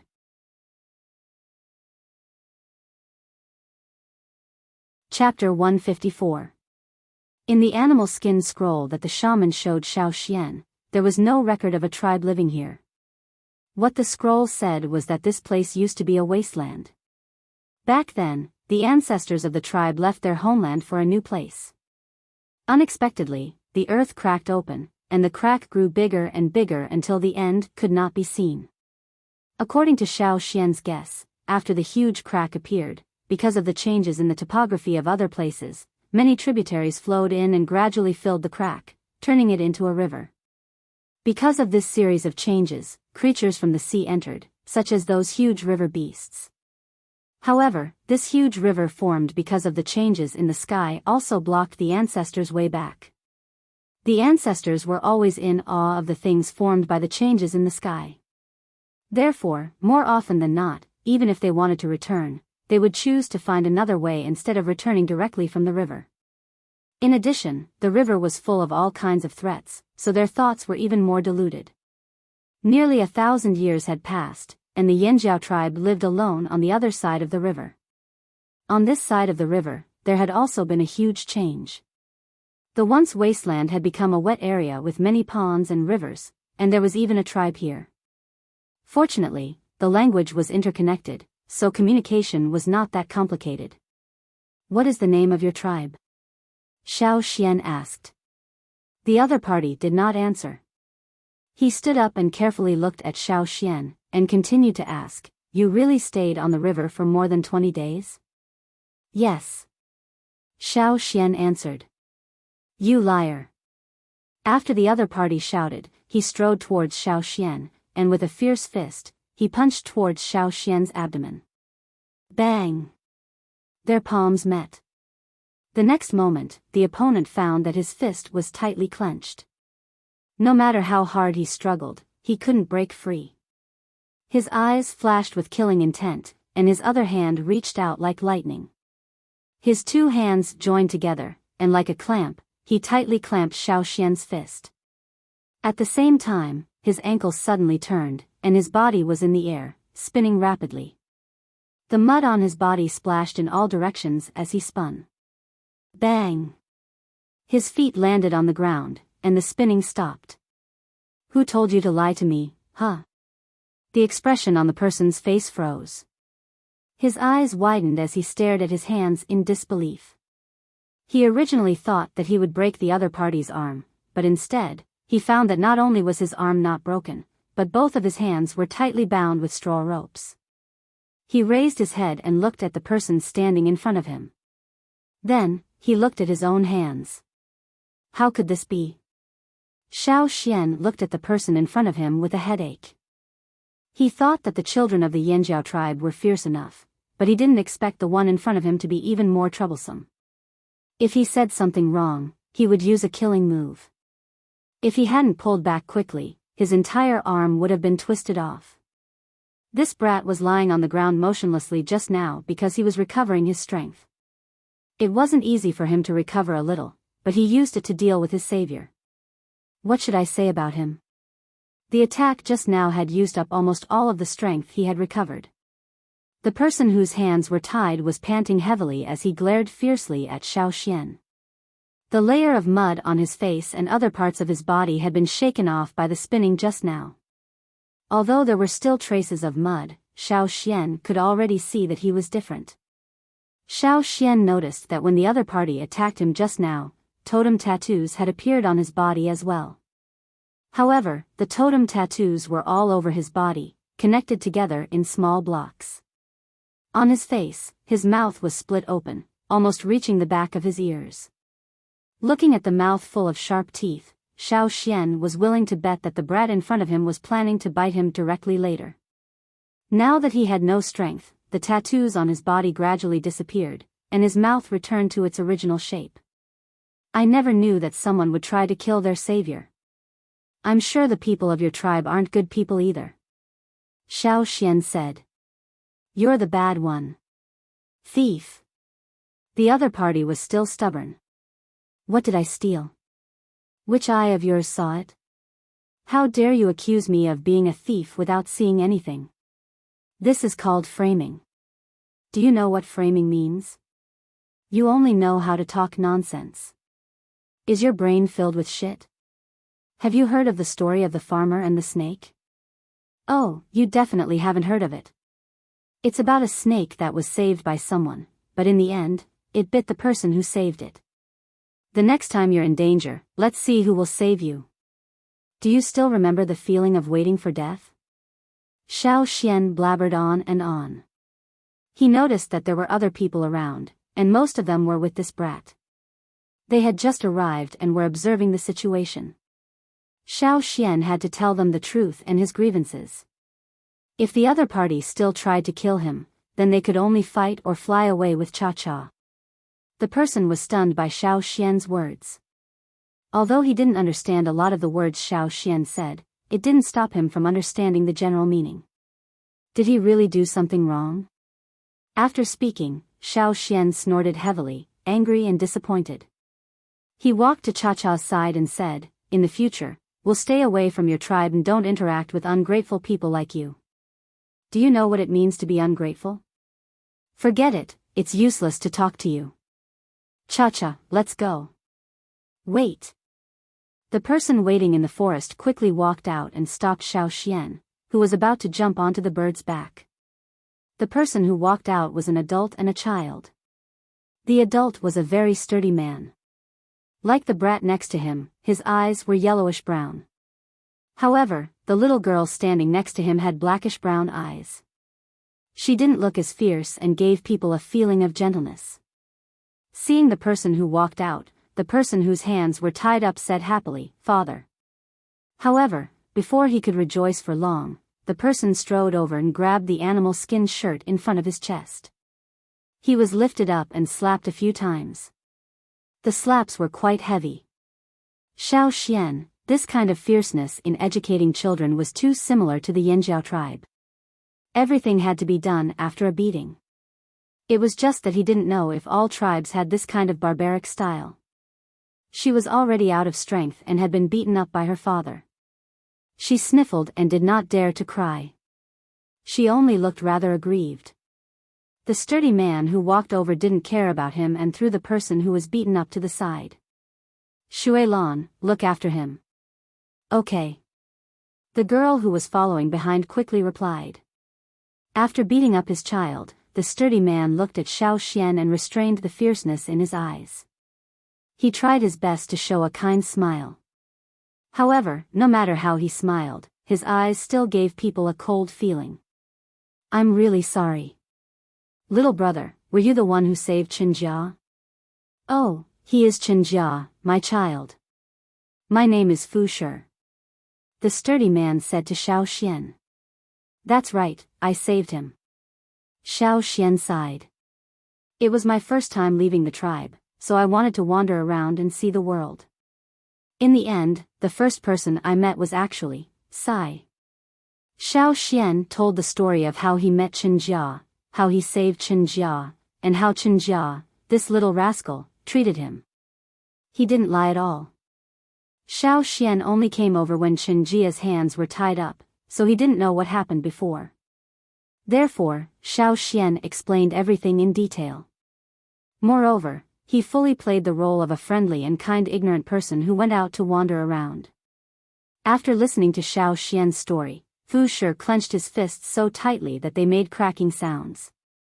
He glared at Qinjia fiercely.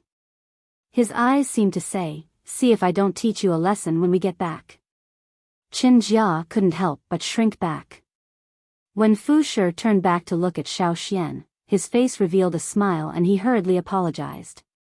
He didn't forget to explain for his child. He's not usually like this. It's just that recently, some things were lost in the tribe and we couldn't catch the thief, so he became this crazy? Xiao Xian glanced at Qinjia.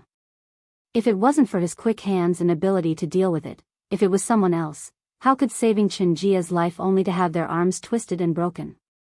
Obviously, Fu Shi also knew that his son was in the wrong. The tribe's reputation was already bad, and the shaman had always told everyone to be friendly to outsiders. But in the end, not long after, his own child gave his savior a killing blow. Simply asking for a beating. Knowing that Xiao Xian didn't know anything about the outside world, he said, "This is the drumming tribe. We are all from the drumming tribe." Drumming tribe? Xiao Xian really hadn't heard of it. I come from the Yinjiao tribe.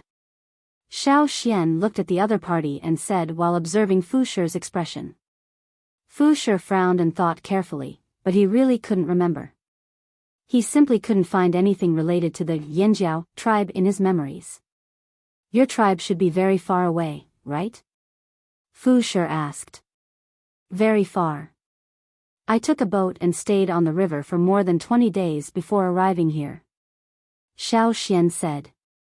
Qinjia, who was beaten up and thrown to the side, was about to say something when Shui Lan lightly kicked him. Only then did he swallow the words he was about to say.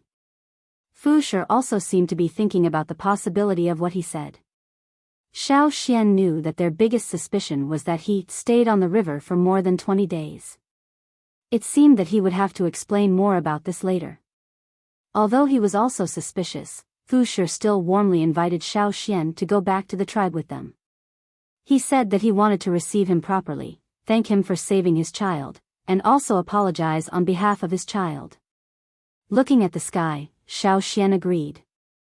He knew that the other party wanted to confirm his identity again, but Xiao Xian also thought about how to deal with them. Compared to leaving now, it was better to go back to the drumming tribe with them. He could also learn more about the situation here from them. Xiao Xian and Cha Cha followed behind them and walked towards the central area of the drumming tribe. On the way, they met other drumming tribesmen. Their clothing and weapons were actually not much different from the Yinjiao tribe. At most, they were just a little more meticulous. Xiao Xian also discovered that there were two types of drumming tribesmen on the way.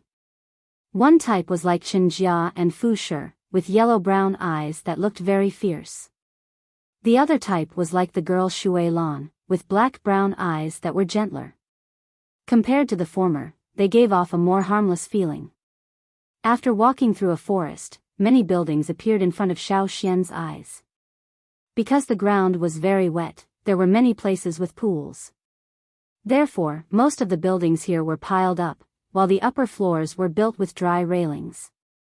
In front of many houses, on the lower steps of the stairs, there were some arm-length crocodiles lying on top of them resting.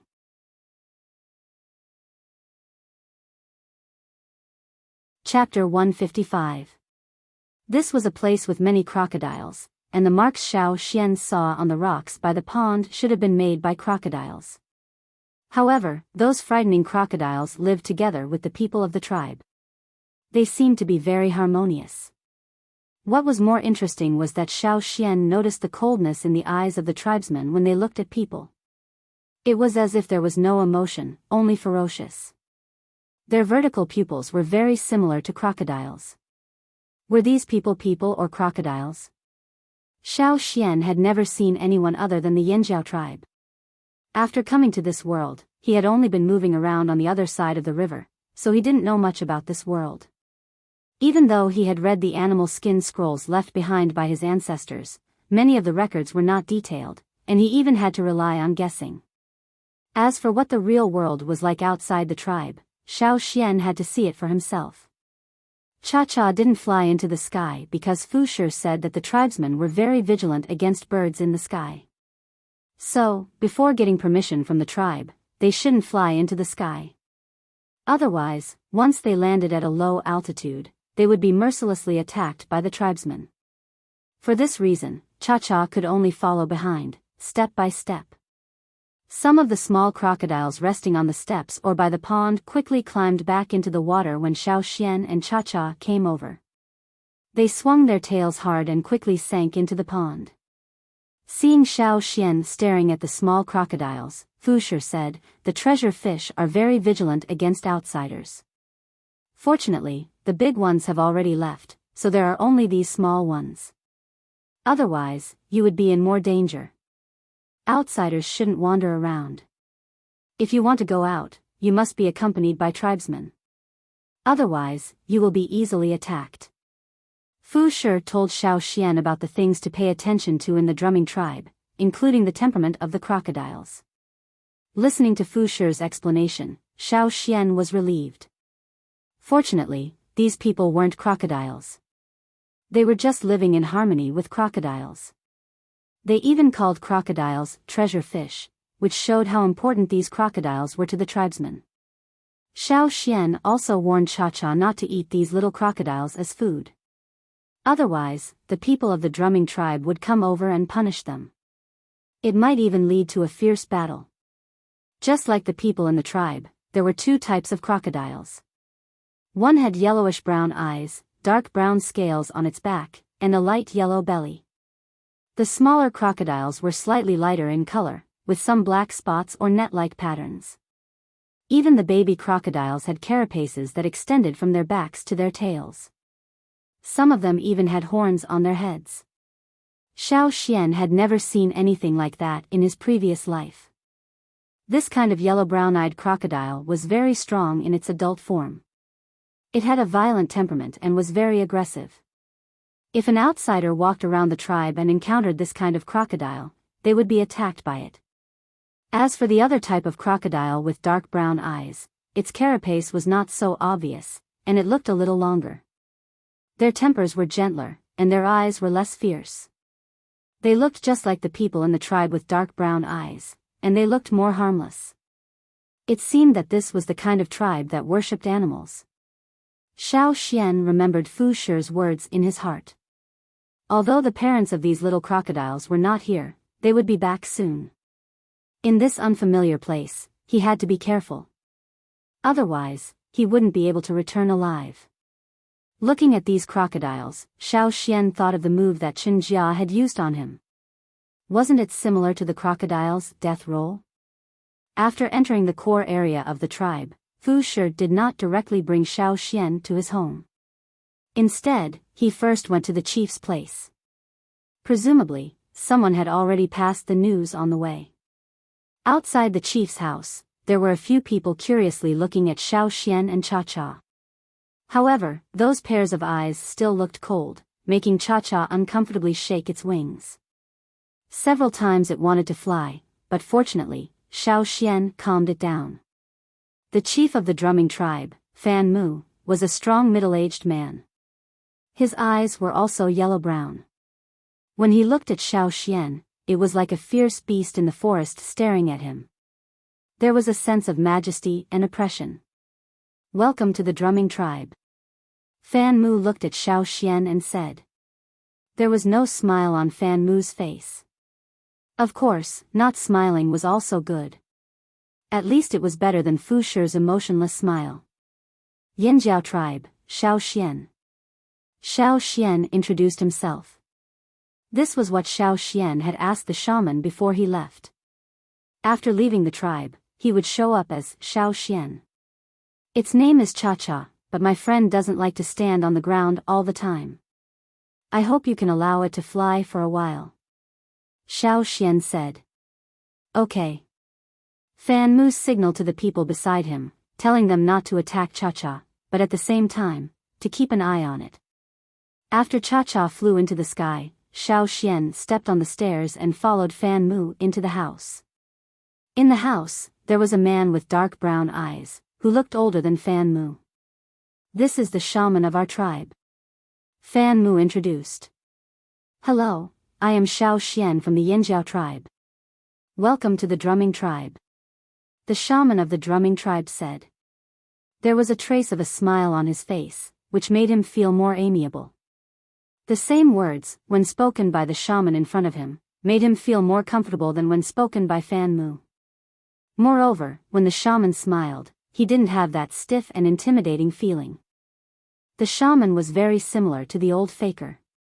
He looked approachable and easy to talk to, but in fact, he was more cunning than anyone else. No matter what Xiao Xian thought in his heart, he still showed a reserved smile on his face, fully playing the role of a newcomer who left the tribe for the first time.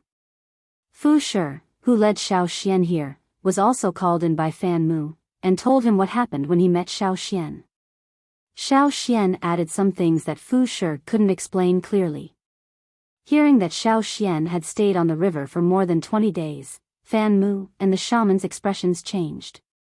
How did you stay on the river for more than 20 days? The shaman asked. Boat, oars, and cha-cha. Xiao Xian told them some things he saw on the river, and some strange and dangerous phenomena, but he didn't mention the sail. Having a boat and an eagle pulling the boat was enough. With Xiao Xian's narration, Fan Mu and the shaman's expressions gradually eased. Obviously, they knew something about the river, and knew that Xiao Xian wasn't lying. Moreover, in their opinion, Xiao Xian was really lucky to come out of such a dangerous situation safely. However, the cha-cha also contributed a lot. If they also had such a bird that could pull the boat, they should be able to go further, right?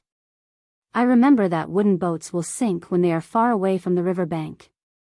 Why didn't yours? Fan Mu stared at Xiao Xian and asked. Won't the wood sink when you reach the river bank? In our tribe, even on the shore, once the wood enters the water, it will soon be dragged to the bottom of the river. Our tribe has a treasure fish. Fu Shi said proudly. Because there were many crocodiles near the river bank, there were few other creatures, so the wood thrown into the water wouldn't be dragged down by the insects that gnawed on the wood. Then how did you do it? Fan Mu asked. Because it was the rainy season in our tribe. After the rainy season, there were no insects in the river, so the boat could go into the river. When the water level rose again, the insects would come back. How could that be? Xiao Xian's words surprised several people in the room. Our tribe's shaman asked me to take this with me.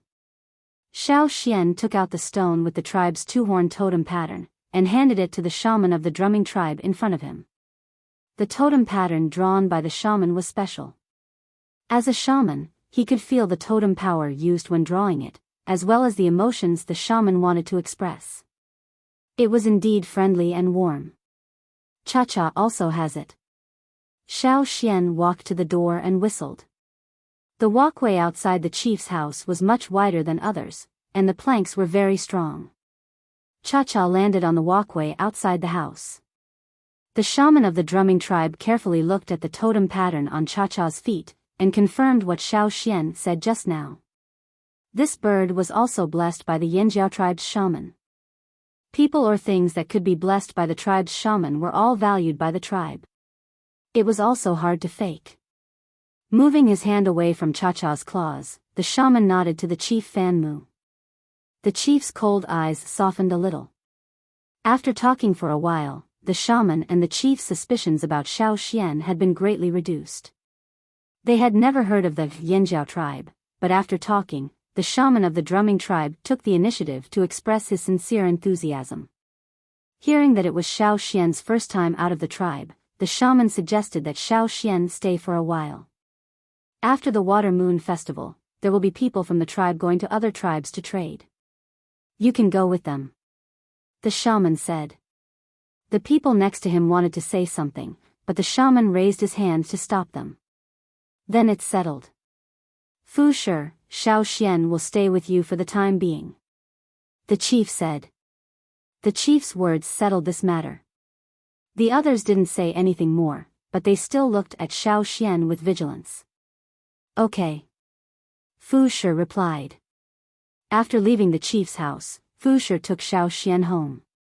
Generally, outsiders were taken care of by whoever brought them in. Besides, Xiao Xian had saved Chen Jia's life, so Fu Shi and the others had to take good care of him. The sky gradually darkened, and the surroundings were damp with water vapor. The two moons in the sky kept the ground from being too dark. As the moons became rounder, even in the middle of the night, the surrounding scenery could be seen. Fu Shi's house was also built in the style of a fence, built next to a pool. When Xiao Xian arrived, a woman was waiting there. That was Fu Shi's wife, Ping. Next to Ping was Chen Jia, who was standing there obediently. His face was swollen, obviously he had been beaten up again. Ping also showed her enthusiasm, but when she smiled, it made people feel uncomfortable. Her eyes were the same as Fu Shi's and Chen Jia's, yellowish-brown. Xiao Xian, right? Thank you for saving my family's Chen Jia. After speaking, Ping carried down a large pile of things from a table outside the house. Everyone in the house hadn't eaten dinner yet. They had been waiting for Fu Shi and Xiao Xian. Since the two of them had returned, Ping also prepared a feast. Xiao Xian only saw a shadow flash in front of him, and a whole deer leg was placed in front of him. The deer leg had been roasted, but it wasn't cooked. When the meat was torn open, blood flowed out. He raised his head to look at the other three. This family of three, their mouths had doubled in size. They were holding the food and tearing it apart. When they bit, blood spilled out, splattering all over the table. Xiao Xian.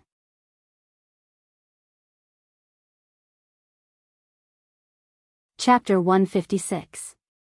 Xiao Xian only ate a little of the deer leg and gave the rest to Cha-Cha. Cha-Cha liked to eat raw meat. The deer should be of the same breed as the giant horned deer, their meat tasted similar. After seeing the way the three of them ate, Xiao Xian had a new understanding of the people of this tribe. At night, Cha-Cha found a big tree outside and slept while standing on it. Xiao Xian slept in Chen Jia's room, while Chen Jia slept with his parents. The people of the drumming tribe did not put animal skins in their houses during the season.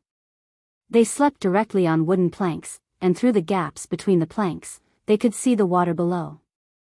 There were small crocodiles swimming below, and the subtle movements in the pond could be clearly heard. The windows were open, and the moonlight shone in. The wind carried the smell of water vapor and mud. This was the first night Xiao Xian spent after leaving the tribe, and it was a very novel feeling. Just as he was thinking about today's events, and about the drumming tribe, which was not recorded in the ancestral scroll, Fu Shi came in. Fu Shi was holding a glowing object in his hand. It was like a small lamp, illuminating the small room. This is? Xiao Xian was very curious about the object in Fu Shi's hand. It was a fist-sized glowing crystal. Xiao Xian had never seen it before in the Yanjiao tribe. This is a water moon stone, produced by our tribe. Fu Shi handed the stone in his hand to Xiao Xian. Water moon stone was seen in the scroll, but it was not recorded in detail, only a name. It was cold to the touch. Xiao Xian felt the energy within the stone. It was similar to the energy of a fire seed. The totemic flame in his mind did not react, but the egg wrapped around the totemic flame flashed. A shape gradually formed inside the totemic flame. It was a brown crocodile, surrounded by a circle of white flames, giving people a cold feeling. This was the totem of the drumming tribe. There was no energy in the crystal that could be absorbed. When the crocodile totem in his mind disappeared, Xiao Xian looked at the crystal again and handed it back to Fu Shi. It's very bright and beautiful. Fu Shi was stunned. This was the first time he had encountered such a situation. Many people would reveal a look of fondness or greed after seeing the water moon stones. When a guest came to the tribe, the person in charge of receiving them would take out their own water moonstones. Not every tribe liked the knight, so in order to be a good host, they would take out the biggest water moonstones they had in their collection. At the same time, this was also a good way to test people, which was something that the shaman had always advocated. But now, Xiao Xian's reaction was neither light nor heavy. Could it be that he didn't know the value of water moonstones? You don't like water moonstones? Our tribe's water moonstones are sold well. It's only this big, you can exchange it for a lot of things. Fu Shi exaggeratedly opened his arms and gestured. As someone who had seen electric lights, Xiao Xian did not have much interest in these glowing stones. What made him interested was that the shaman of the drumming tribe had mentioned the trade between tribes. Now that Fu Shi brought it up again, Xiao Xian seized the opportunity to ask. Trade, of course. We will take our water moonstones to other tribes and exchange them for other things. A small piece of water moonstone can be exchanged for a lot of things. Fu Shi told Xiao Xian about his tribe's most famous water moonstone. This kind of stone was indeed very popular with other tribes. It only needed a small piece to emit light. There was no need to light a fire. In the dark, one only needed one of these stones to see the surroundings. It was not afraid of being blown by the wind or flooded. Many people liked it, especially those who were afraid of high-temperature flames. This also reflected the value of the water moonstone. It was like a piece of gold. With it, the people of the drumming tribe could exchange for things they needed, such as good stones, precious herbs, pots and so on. Every time they traded, they would bring some water moonstones out and exchange for a lot of things. Xiao Xian listened with great interest and asked a few questions from time to time. When it came to his tribe's specialties, Fu Shi was also in high spirits. He explained the production of water moonstones and how to trade them. This was not because Fu Shi was not vigilant, but because many tribes knew about the water moonstones. It was not an absolute secret. They talked until late at night. Xiao Xian let Fu Shi go back. As for the water moonstone, Xiao Xian also let him take it away. With such a bright stone, how could he sleep? If there was an accident, it would be hard to hide. The night was full of danger, but it was also a kind of cover. Other people's houses were dark, but this room was bright. Wasn't this an obvious target? Fu Shi did not know what Xiao Xian was thinking. He only thought that Xiao Xian was a good person. After returning to his room, he praised Xiao Xian to his wife. In return, the couple lectured Chen Jia again. The next day, Xiao Xian ate a bloody breakfast and went out. The sun was already out. The small crocodiles in the pool climbed out to bask in the sun. In the pool in front of Chen Jia's house, there were 3 small crocodiles. 2 had yellow-brown eyes and 1 had black-brown eyes. When Cha-Cha landed next to them, she even tried to scare them. The 3 small crocodiles were so scared that they ran back into the pool. Before they entered the pool, Xiao Xian heard their cries. Only the 2 yellow-brown-eyed crocodiles were crying. The other black-brown-eyed crocodile did not make a sound. In other words, its cries were different from other crocodiles. Normal people would not be able to hear it. Xiao Xian thought that all black-brown-eyed crocodiles were like that. However, he found that the black-brown-eyed crocodile in the pool next door made the same cries as other crocodiles. The crocodile in front of the pool was an exception. Because of this, Xiao Xian asked Qin Jia, who was kicking water at the side. Qin Jia was still a little awkward. His father said that Xiao Xian really did not know anything. He also did not have much interest in the water moon stone. Moreover, the other party had saved him before. When he thought of his own actions, he felt embarrassed. "It can't cry," Qin Jia said. "It can't cry?" "Yes, it couldn't cry when it was born. My mother said that it was mute and very pitiful. So every time, she gave it a lot of meat to eat, the best meat." When he was in the tribe, Xiao Xian could hear the cries of night swallow. Other than high-level totemic warriors, no one else could hear it. Now, Xiao Xian could also hear its cries, but Qin Jia could not. Fu Shi and Ping were both intermediate-level totemic warriors. It could be seen from their eyes. Compared to Qin Jia's eyes, their eyes were more yellow. This was a characteristic of the drumming tribe. Beginner and intermediate-level totemic warriors could not hear it, but it was unknown if higher-level totemic warriors could hear it. After Cha-Cha left the pool, the black brown-eyed crocodile climbed out of the pool and continued to bask in the sun. At this time, someone ran over. "Qin Jia, where's your father?" the person asked. "In the house." "Fu Shi, come out quickly," the person shouted. "What's wrong?" Fu Shi walked out and asked. "Go over, the chief has something to say." Seeing the other party's dignified expression, Fu Shi knew that the matter was quite serious. He did not hesitate and hurriedly left. Before leaving, he warned Qin Jia, "Don't run around. If you run again, I'll beat you to death." Qin Jia's mouth twitched, and he reluctantly replied with an N. Ping was not at home, so there was only Xiao Xian and Qin Jia here. Xiao Xian looked at the surrounding families. People were all called out, so something big must have happened. "What happened in your tribe?" Xiao Xian asked. "I don't know, it's probably about the water moonstones," Qin Jia said. Thinking about what Fu Shi said last night, Xiao Xian said, "You mean, there might have been thieves who stole the water moonstones?" "Yes, every year at this time, there would be people from the tribe who would come and steal the water moonstones when they come out." Mentioning the water moonstones, Qin Jia gnashed his teeth. The stolen water moonstones could be exchanged for a lot of things. "Who came to steal the water moonstones?" Xiao Xian asked. "Many other tribes, and maybe even thieves. Every time thieves appear, a lot of water moonstones are stolen. They deserve to die the most." In the afternoon, Fu Shi hurried back with some stone tools and warned Xiao Xian and Qin Jia not to run around. Someone in the tribe discovered the drumming tribe. The tribe's defense has been strengthened. Tonight, I'll be in charge of guarding, so I won't be coming back.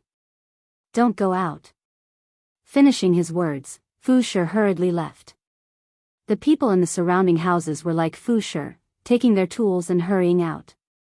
Every one of them had a dignified expression, their eyes filled with killing intent. Waiting for Fu Shi to leave, Xiao Xian asked Qin Jia, "What are the drumming tribe people like?" Qin Jia showed a rare expression of fear and resentment. "The drumming tribe people are crazy. In order to achieve their goals, they will do anything. They are not afraid of death. They are very fast." Listening to Qin Jia's somewhat messy explanation, Xiao Xian speculated that the drumming tribe people were similar to death warriors. In their eyes, there was only the goal, nothing else was important. They were really a group of lunatics. This group of lunatics was not close to the drumming tribe, so they did not appear often. However, every time they appeared, they would set off a reign of terror. And this time, the drumming tribe's goal was most likely to be the water moonstones. Because the drumming tribe had been discovered, everyone was very nervous. Even during dinner, their appetite had decreased. Ping and Qin Jia did not eat much. After eating, Ping went to deliver food to Fu Shi, telling Qin Jia to stay at home obediently. However, Qin Jia was not a person who would wait at home. When other companions came to look for him, he would leave with them to discuss their own plans. Thus, the only one left in the house was Xiao Xian. The sky had not completely darkened yet. Xiao Xian sat on a wooden plank beside the house. Sitting on it, his legs hung down, allowing him to directly reach into the water. The water rippled, and a figure swam towards Xiao Xian. It was the small crocodile with dark brown eyes. After it swam over, it looked at Xiao Xian. It seemed to be very curious about Xiao Xian, and did not show any signs of fear. After thinking for a while, Xiao Xian reached out his hand and picked up the small crocodile. It had webbed toes, and compared to the other two, it was slimmer. Just now, when he saw it crawl and swim, it was very agile. Other than its cries that could not be heard, it was completely healthy. After being caught, the small crocodile did not run away. It obediently stayed in Xiao Xian's hand. Its temper was indeed much gentler than the one with dark brown eyes. Xiao Xian thought. After observing it for a while, Xiao Xian put it back into the water.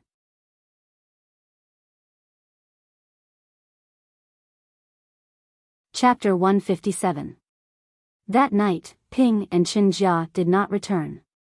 Fu Shi needed to continue guarding and would not return for the whole night. After Cha Cha threw down a deer he caught from God knows where, he found a tree to eat and rest.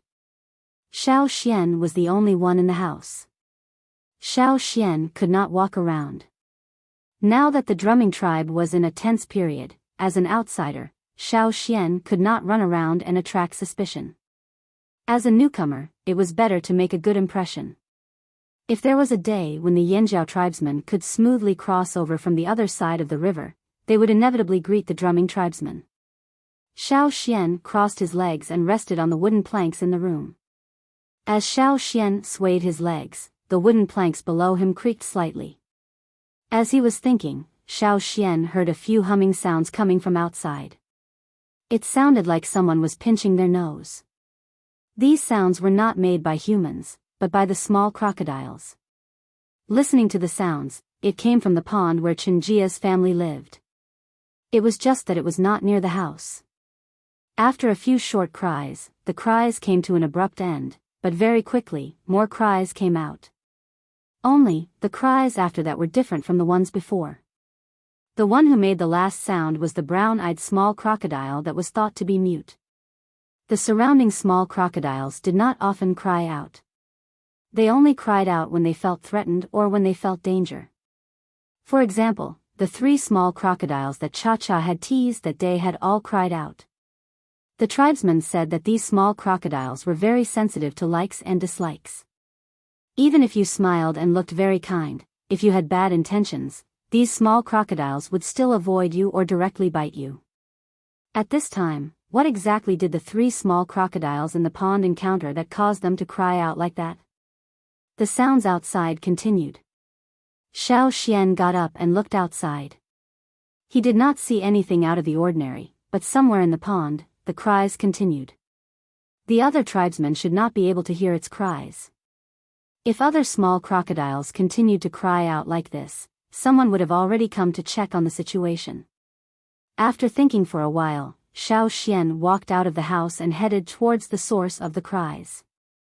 On the side of the pond, not far from Qinjia's house, 2 small crocodiles lay motionless in the grass. There was the smell of blood. Xiao Xian squatted down and used his hands to push the 2 small crocodiles over. Their light-colored abdomens show obvious traces of blood, as if they had been split in half.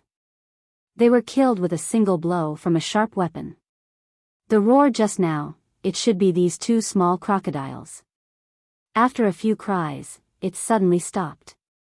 It was at that time that they encountered the killer. The 2 little crocodiles died in the same way. They were killed in a single blow.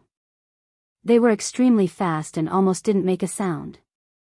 He was flipping one of the crocodiles open when he heard hurried footsteps, followed by an angry roar. What did you do to them? It was a 15 or 16-year-old girl with tawny eyes. Thinking of this kind of person's impatience and temper, Xiao Xian was about to explain, but when she saw the crocodiles lying on the ground, she exploded. You're looking for death.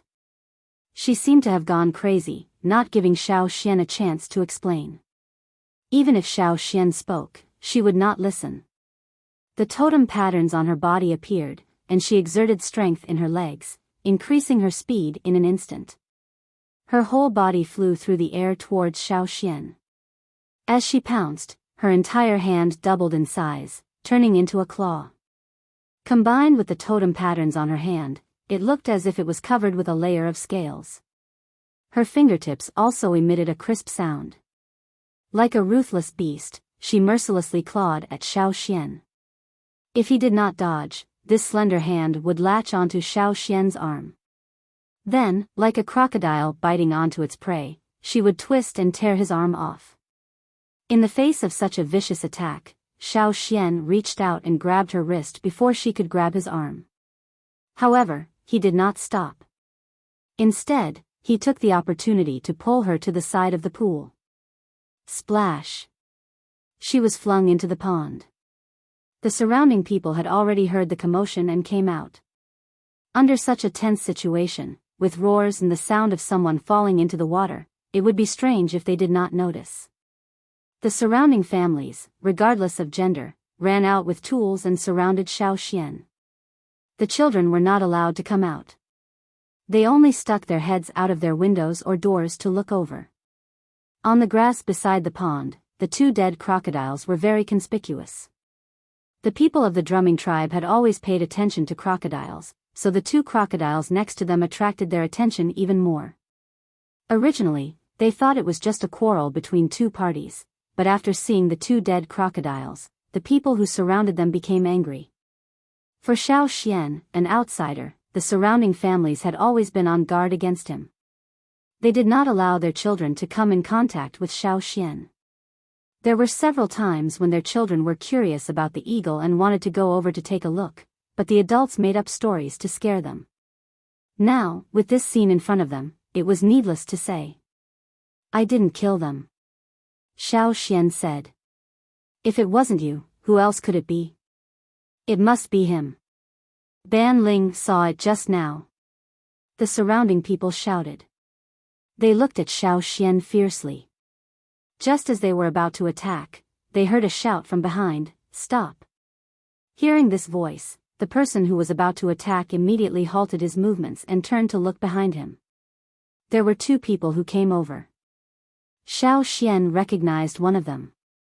It was Chun, the wife of Fan Mu. She was also the one who had shouted for them to stop. As for the young man standing next to her, Xiao Xian did not recognize him. However, the young man had dark brown eyes and gave people the impression that he was calmer. At first glance, he seemed more harmless than the others, but Xiao Xian's intuition told him that this person was more difficult to deal with. "What happened?" Chun walked over and asked. "He killed two small treasured fish. Yes, he even attacked Ban Ling. I already said that outsiders don't have good intentions. We should have kicked him out long ago." The surrounding people began to talk at once, telling him everything that had happened. After listening, Chun did not immediately ask Xiao Xian. Instead, she walked over and picked up the two dead crocodiles. Xiao Xian could feel that Chun's hands were trembling as she held the two crocodiles. She was trying her best to control her emotions. She also had dark brown eyes, but she wasn't as reckless as the others. After looking at the wounds on the crocodiles, Chun asked Xiao Xian, "What do you say?" "I didn't kill them. I just came over and saw that there was something wrong with them. I turned them over and found that they were already dead. When I picked them up to take a look, she came over." Xiao Xian pointed at the person walking out of the pool. "Ban Ling, did you really see him kill the small treasured fish?" Chun stared at the person walking out of the pool and asked in a deep voice. Ban Ling had just been thrown into the water and was still in a sorry state. When asked, she didn't have time to tidy up her hair and said, "I saw him holding the small treasured fish in his hand." In other words, you didn't see Xiao Xian kill the small treasured fish. Chun's tone was not very good, and the surrounding people could hear it. Moreover, after Chun took the two crocodiles, many people saw the wounds on the crocodiles. They knew that they were killed by a sharp weapon. Xiao Xian didn't have such a weapon on him. Perhaps they really had wrongly accused him. Thinking of their actions just now, the people surrounding Xiao Xian all retreated in embarrassment. The people who had shouted especially loudly now wished they could bury their heads in their pants to reduce their presence. But there were also some people who were unconvinced. They felt that judging Xiao Xian wasn't the murderer based on a single wound was too arbitrary. Perhaps Xiao Xian was still hiding some secrets. Thinking of this, they took a step forward and were about to say something when they saw Xiao Xian turn around and walk towards the pool. The surrounding people of the drumming tribe were very curious about Xiao Xian's reaction. What was he doing? Xiao Xian walked to the side of the pool, but he didn't enter it. Instead, he stretched out his hand to the side. Soon, the water rippled and a small figure came out of it. It turned out that there was a small hole there, and it was hiding in it. After swimming out, the small crocodile directly climbed onto Xiao Xian's hand. It was actually crying out, but no one could hear it, including the tribe's senior totemic warrior, Chun. Seeing the small crocodile in Xiao Xian's hand, the person who had stepped forward and wanted to argue retracted his leg. If Xiao Xian was the murderer, this small crocodile wouldn't have acted like this. The people of the drumming tribe didn't believe in Xiao Xian, but they believed in their tribe's treasured fish. Ban Ling. Chun glared. Thinking about what Ban Ling had done, Chun couldn't help but feel angry. The tribe's reputation was already bad enough, but this group of people kept on offending people. Yesterday, Qin Jia had attacked his savior, and now, Ban Ling was attacking people without even knowing the truth. The shamaness and chief were doing their best to salvage the drumming tribe's bad reputation. Outsiders who knew about the drumming tribe were already on guard against them, and it was difficult to form good relations with them. Now that there was an outsider who had never heard of the drumming tribe, the shamaness and chief wanted to keep him here and let Xiao Xian see the good side of the drumming tribe. They also wanted him to know that the people of the drumming tribe weren't as bad as outsiders thought. The result? She was really angry. Fortunately, Xiao Xian's strength wasn't bad, otherwise, Ban Ling, who had been baring her fangs and brandishing her claws at Xiao Xian, was completely listless. Chun's roar made her shoulders tremble, and she took small steps forward, completely losing her previous momentum. Sorry. Ban Ling apologized to Xiao Xian, her voice sounding as if she was about to cry. Xiao Xian, right? I'm sorry, but just treat what I said as if it was eaten by the fish. Don't take it seriously. The one who spoke the loudest just now was the one who spoke the loudest. Perhaps he still felt sorry for Xiao Xian, so he turned around and ran home. After a while, he carried a bloody cow leg and stuffed it into Xiao Xian's hand as an apology. Seeing this, the others also wanted to follow suit. At this time, the person standing beside Chun said, "Mother, the most important thing now is to find the person who killed the fish." Saying this, he looked at the others, his dark brown eyes calmly sweeping the surroundings. Xiao Xian is our tribe's guest. In the future, if anyone dares to make a move without clarifying the situation, come find me. Xiao Xian discovered that after the youth finished speaking, the surrounding people were trembling. They were even more afraid than when Chun had scolded them.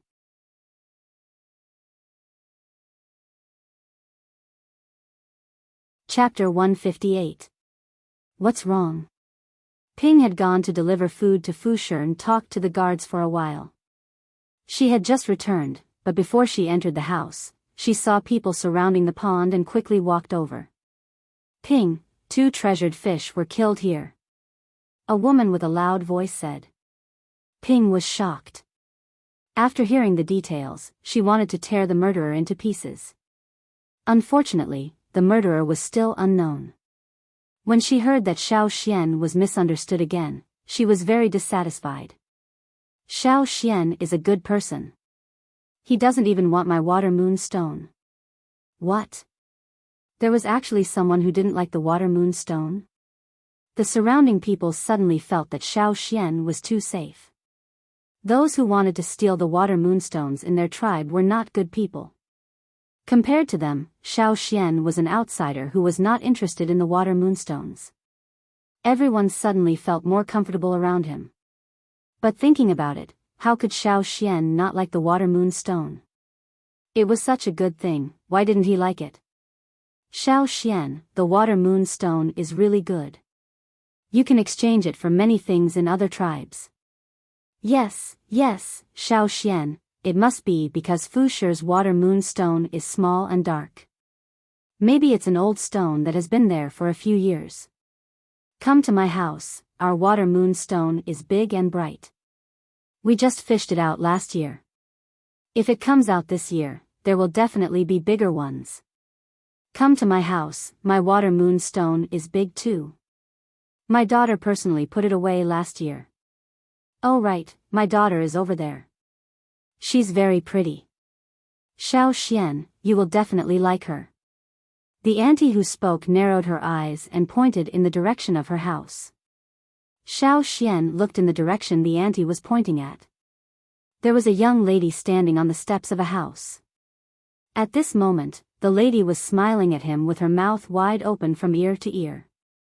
Probably because she had just eaten dinner, there were still traces of blood on her white teeth.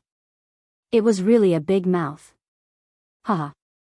Xiao Xian turned his head and smiled stiffly. Fortunately, this was not the time to talk too much. Chun took away the 2 dead crocodiles and told everyone to pay attention to the surroundings. Also, pay attention to the small crocodiles in the pools around their houses. Xiao Xian returned to the house covered in blood, holding the beef leg. Although he had been wronged twice, he really didn't know what to do with this group of people. After all, he wasn't injured. Moreover, Xiao Xian wanted to follow them to learn more about other tribes. Now that the drumming tribe also wanted to leave a good impression on them, Xiao Xian wouldn't quarrel with them because of this. Ping looked at the baby crocodile in Xiao Xian's hand and felt sad. She had watched them break out of their shells. When they broke out of their shells, because the big crocodile had already left, she had personally helped them break out of their shells. Many people in the drumming tribe were rash and irritable, but they were also easily emotional. When they were emotional, they would talk a lot. After Ping returned, she told Xiao Xian a lot about the little crocodiles. The current batch of crocodiles in the tribe were not born during the breeding season, so they were in the minority. Without the protection of the big crocodiles, these little crocodiles were easily harmed. Therefore, every year, the people in the tribe would take special care of these little crocodiles. Generally speaking, the big crocodiles that had left would return here after the 2 moons overlapped and the river rose again. They would then lay eggs and hatch their young. At that time, a large number of baby crocodiles would be born. Seeing that only one of the 3 little crocodiles was left, Ping started crying as she spoke. At this time, Chenjia also returned home. To distract Ping, Xiao Xian brought the brown-eyed baby crocodile back to the room. Now that he had calmed down, he carefully recalled the movements he had heard before, as well as the details he saw when he walked to the pool. Although this was not the core area of the drumming tribe, there were still many houses. Other than the people guarding outside, how could there be people walking around outside? How could a fearsome beast sneak in from outside without a sound? If it was not done by an internal member, then the person who killed the 2 little crocodiles was too capable. The little crocodile that Xiao Xian brought back was still crying out. It was probably scared stiff and did not want to return to the pool. Instead, it kept following Xiao Xian. The 3 little crocodiles were from the same nest and often moved together. Even if they were separated, they would not be too far apart. The people in the tribe said that these little crocodiles were very sensitive to people's likes and dislikes. Perhaps they discovered that person, which was why they cried out. They were also killed because of their cries, because if they were allowed to cry out, it would attract other people's attention. Now, the crocodile that could cry out was dead, and the mute in front of him saved its life. After comforting his mother, Chenjia was beaten up again. He came to Xiao Xian and asked, "When you went over, you only saw the little fish that was killed. Did you really not see anyone?" Xiao Xian raised his head and looked at Chenjia. This child had been beaten up because he ran around at night, but this injury was nothing to them. I didn't see any strangers, Xiao Xian said. Although he was not familiar with the surrounding families, he had seen them once and had an impression of them. At that time, he did not see anyone else around, and before that, he did not notice any strangers around. Not necessarily strangers. For example, someone familiar? Qin Jia was somewhat conflicted. He was not good at hiding his thoughts, and his expression told Xiao Xian what this child was thinking. As an outsider, Xiao Xian would not easily talk about the matters of the drumming tribe. Instead, he asked, "Yesterday, who pushed you down the river?" Qin Jia raised his head in surprise. "How do you know I was pushed?" After coming back, he only told others that he accidentally fell down, but did not tell anyone the truth. "I guessed," Xiao Xian said. Although Qin Jia looked unreliable, from many details, this child was still very cautious. It was impossible for him to know that there was danger at the river bank and still go there. Perhaps the drumming tribe's chief and shaman also knew, but they did not interrogate Qin Jia. They might even know more. Those two were not simple-minded people. After hiding the secret in his heart for 2 days, Qin Jia felt that he could not hold it in any longer. However, he did not dare to tell the others in the tribe. Just now, when he was outside, he tried to ask his friends about it. Their reactions were very strong, and they felt that it was definitely not someone from the tribe who did it. "So, you think there is a mole?" Xiao Xian asked. "What is a mole?" "It means that the person who did this is someone who is hiding in the tribe." "Yes." Since they all said that Xiao Xian was a good person, then he should be able to tell, right? Qin Jia thought to himself. That day, when I sneaked out to play, I saw some people walking towards the river bank, so I followed them.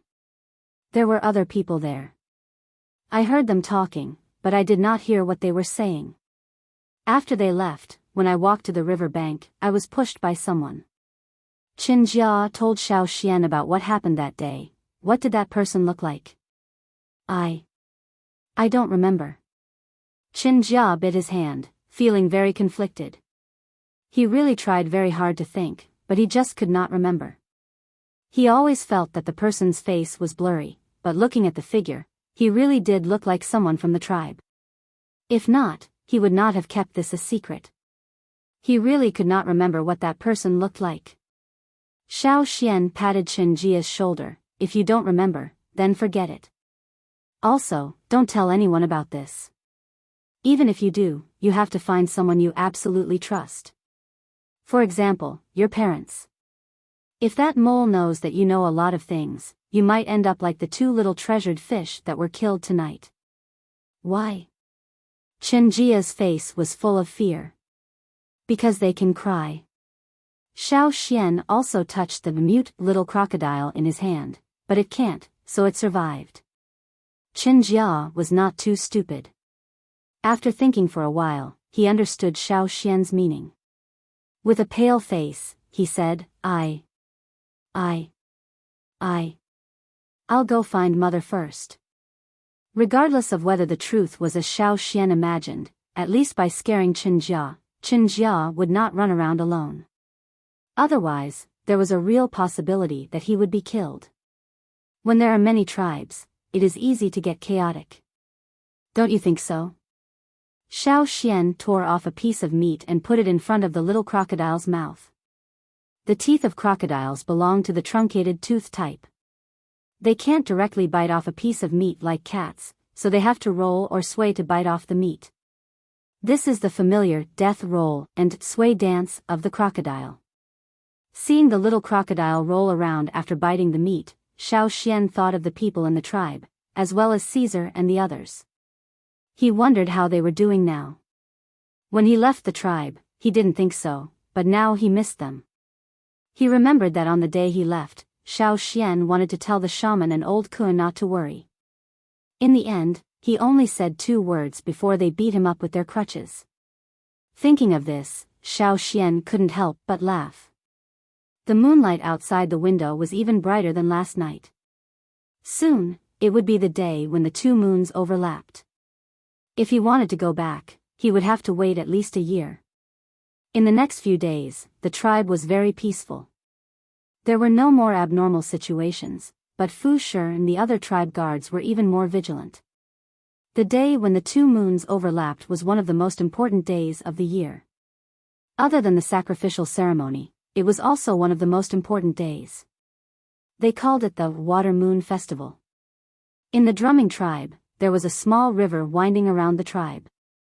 The people of the drumming tribe called it the Water Moon Path.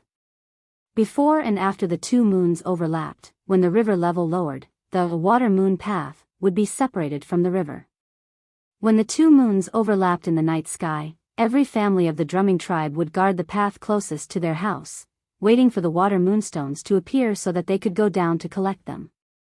Even though Xiao Xian was curious about the production of the water moonstones, in order to avoid suspicion, he didn't take the initiative to follow them. However, Ping was very enthusiastic. It was probably because someone said that her family's water moonstones weren't good that night. She wanted to prove it in front of Xiao Xian, so she let Xiao Xian go with her. Fu Shi was responsible for guarding the path, so he didn't go with Ping and Qinjia. My families will definitely be the best this year. Nonsense, my family's is the best. You guys don't need to argue. In any case, the first place will definitely be my family. Before they even reached the water moon path, a group of children had already started arguing. The tribe had given each family an area. When the time came to collect the water moonstones, they could only collect them in their own area. Whether they collected more or less, they had to bear the responsibility. It had nothing to do with others. Xiao Xian, Ping, and Qinjia stood together. This was the area of Qinjia's family. Looking at the muddy river in front of them, which was no more than 5 meters wide, it was hard to associate it with the name Water Moon Path. Xiao Xian was looking forward to what would happen next. Such a bright stone, how did it come out from this muddy river? The two moons overlapped more and more in the sky. Xiao Xian suddenly heard a dense and small sound, as if iron powder was being forcefully attracted by a magnetic force. The muddy river in front of them was becoming clearer and clearer at a speed visible to the naked eye.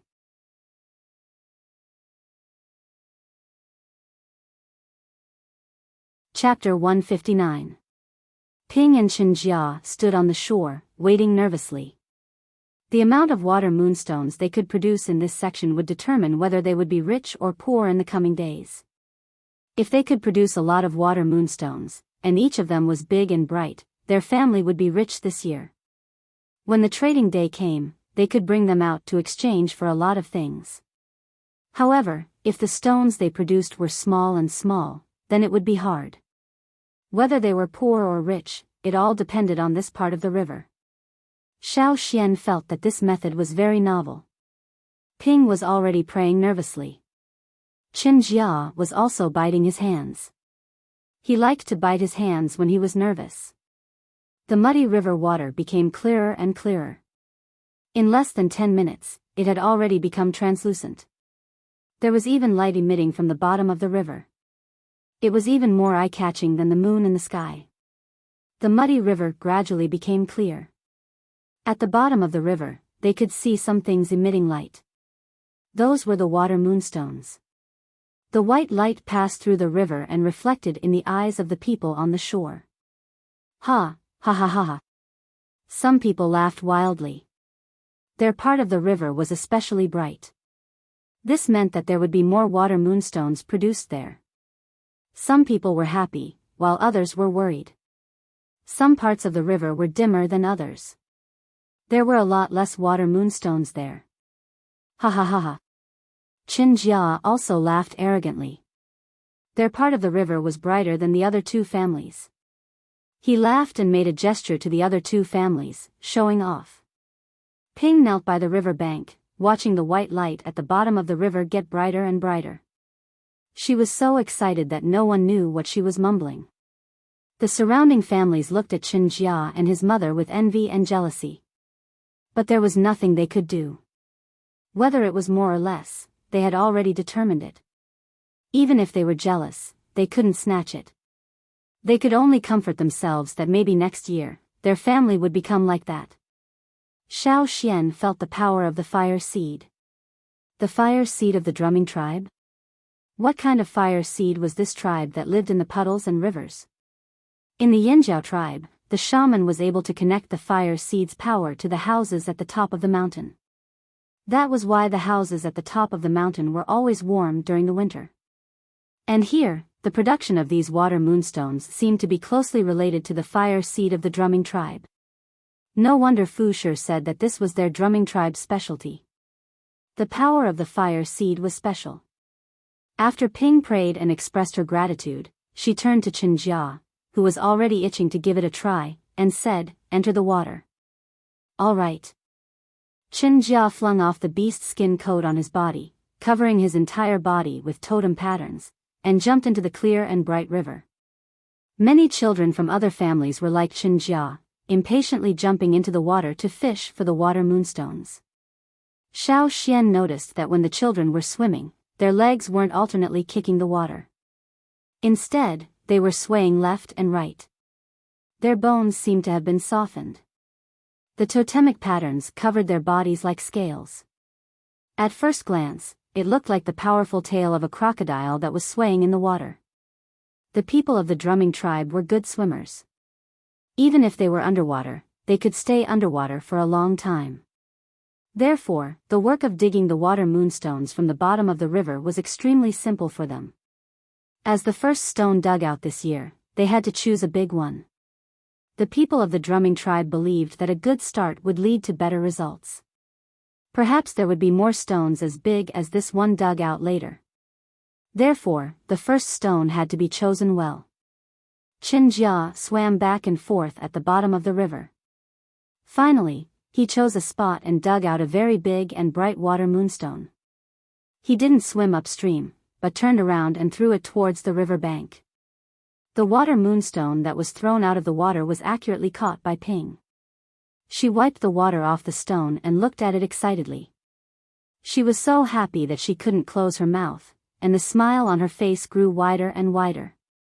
After looking at it for a while, Ping didn't put it into the basket at the side. Instead, she handed it to Xiao Xian. "Xiao Xian, look. This is the stone my family produced this year. Isn't it big? Isn't it bright? You can definitely exchange it for many good things." Xiao Xian took it. It was cool to the touch, but it was much brighter than the one Fu Shi showed him that night. This was because it was newly produced. However, Xiao Xian still couldn't absorb any energy from it. He could only feel that this stone was related to the drumming tribe's fire seed and totem. Other than the fire seed and totem, these stones were also closely related to the crocodiles that had followed the river downstream. According to the people of the drumming tribe, when the crocodiles returned, they would spit out some stones from their stomachs into the water moon canal. These stones would eventually become water moonstones. Every year, after the water moonstones were picked out, new stones would enter, and the next year, new stones would be picked up. But without these crocodiles, there wouldn't be any water moonstones here. The people of the drumming tribe didn't know how many stones were spat out by the treasured fish, and which of these stones could become water moonstones. Even if it was artificially changed, the results would be different from what they expected. In the end, they could only pray to the totem, hoping for more gifts. This was also the main reason why the drumming tribe called the crocodiles the treasured fish. Xiao Xian had a classmate in his past life who also raised crocodiles. He also heard that his family's crocodiles ate stones, and the stones they ate were called stomach stones. They were used to help the crocodiles grind down food that was difficult to digest. He wondered if the stones the drumming tribe's crocodiles spat out in the water moon canal were also used as stomach stones. Previously, the most turbid river in the entire tribe actually produced such bright water moonstones. What a magical place. After looking, Xiao Xian carefully placed the stone into a rattan basket at the side. Seeing Xiao Xian's actions, Ping's impression of Xiao Xian became even better. She fished out the newly placed stone and stuffed it into Xiao Xian's hands. "Take it." When you go out in the future, you can use it to exchange for many good things. When you go to other tribes to exchange for things you want, you'll know how good water moonstones are. This was the feeling of becoming a nouveau riche. With such a big stone, giving it away didn't hurt at all. Ping didn't say much. After stuffing the stone into Xiao Xian's hands, she hurriedly went to receive the other stones that Qinjia threw up. Thank you. Xiao Xian put the stone into the animal skin bag and helped Ping look after the rattan basket. Tonight, it was not a peaceful night. Danger was lurking. Not only Xiao Xian, but the people of the drumming tribe were also prepared. Every year at this time, many things would happen. They were already used to it and were ready to fight at any time. That was why they let their children fish for stones, while the adults at home were always vigilant of their surroundings. Once they found anything unusual, they would join in the battle. Not far from the Water Moon Canal, Fu Shi and his companions were vigilantly watching their surroundings. However, they also wanted to know the situation at the Water Moon Canal. They didn't know how their own family's situation was this year. I feel that my family will definitely have a lot this year. Fu Shi said. My family definitely won't have less than yours. The people beside Fu Shi were not convinced. I don't expect it to be the most, as long as it's not too little. Another person whispered. Useless. Sigh, even if I wanted to, I couldn't decide. So I don't have much hope. As they were talking, the people who came to investigate the situation at the Water Moon Canal came over. Fu Shi, your family is rich this year. That part of your house is the brightest. The man said while panting. Aha! Fu Shi was so excited that he couldn't wait to jump a few rounds. This is great. And, when the time comes to trade, I'll get more good things. I'll get a few beautiful clothes for Ping, and a few better stone tools for Qinjia. These people were like Fu Shi. Although their family didn't have as much as Fu Shi's family this year, it was still quite a lot. When the time comes to trade, what should they get? Just as they were thinking, Fu Shi's face froze. The muscles under his skin suddenly swelled, causing his already sturdy body to become even thicker. Black totem patterns covered his entire body like sturdy scales. His legs instantly exploded with a powerful force, and he disappeared from the spot. In one step, he caught up with the person who wanted to rush over. Fu Shi's swollen arms were instantly raised high. His arms were covered with totem patterns, and every muscle was filled with power. His skin became even tighter under the expansion of his muscles. His 5 fingers clenched into a fist, and he quickly smashed towards the person. Like a cannonball, his fist smashed onto the person's body. Bang! The person who was about to rush out was smashed to the ground with all his strength. Just as the first fist landed, the second fist followed. Ka! Fu Shi's fist directly smashed the other person's head. The person lying on the ground had different totem patterns from the drumming tribe. Because of the death of the main body, they quickly disappeared. The sound of Fu Shi's breathing was not the usual sound of wheezing, but a series of rough grunts. His pupils were like the tip of a sword, and some dense black patterns extended from there to the surroundings. His eyes flashed coldly. After killing one person, Fu Shi did not stop. The muscles in his legs suddenly swelled, and his originally low body suddenly fell to the ground. His palms and legs vigorously slammed the ground, and his body quickly pushed out, rushing towards another person. The wet muddy water under his feet splashed everywhere. Competing with a crocodile in long-distance running was possible, but competing with it in an instant was difficult. The advantage of a crocodile was not speed, but reaction and explosive power. You might be able to outrun them, but the problem was whether they gave you a chance to run at the start of the race. Perhaps, before you could run, they had already bitten you. The people of the drumming tribe had many characteristics similar to crocodiles. They were strong, and their speed was not fast. But in an instant, their opponents would always be overwhelmed. Another person was clamped down by Fu Shi, and in the next moment, he was twisted in the middle. Just now, the 2 people who passed by were too fast, and did not give Fu Shi enough time to send a message to the others.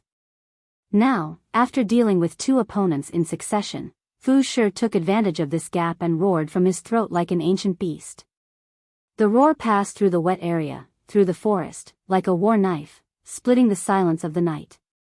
The moon in the sky shone brightly, but under the moonlight, the battle had already begun. You're tuning in to the Biyao's Wuxia Chronicles YouTube channel. Don't forget to subscribe and join us on this journey to catch the most captivating stories.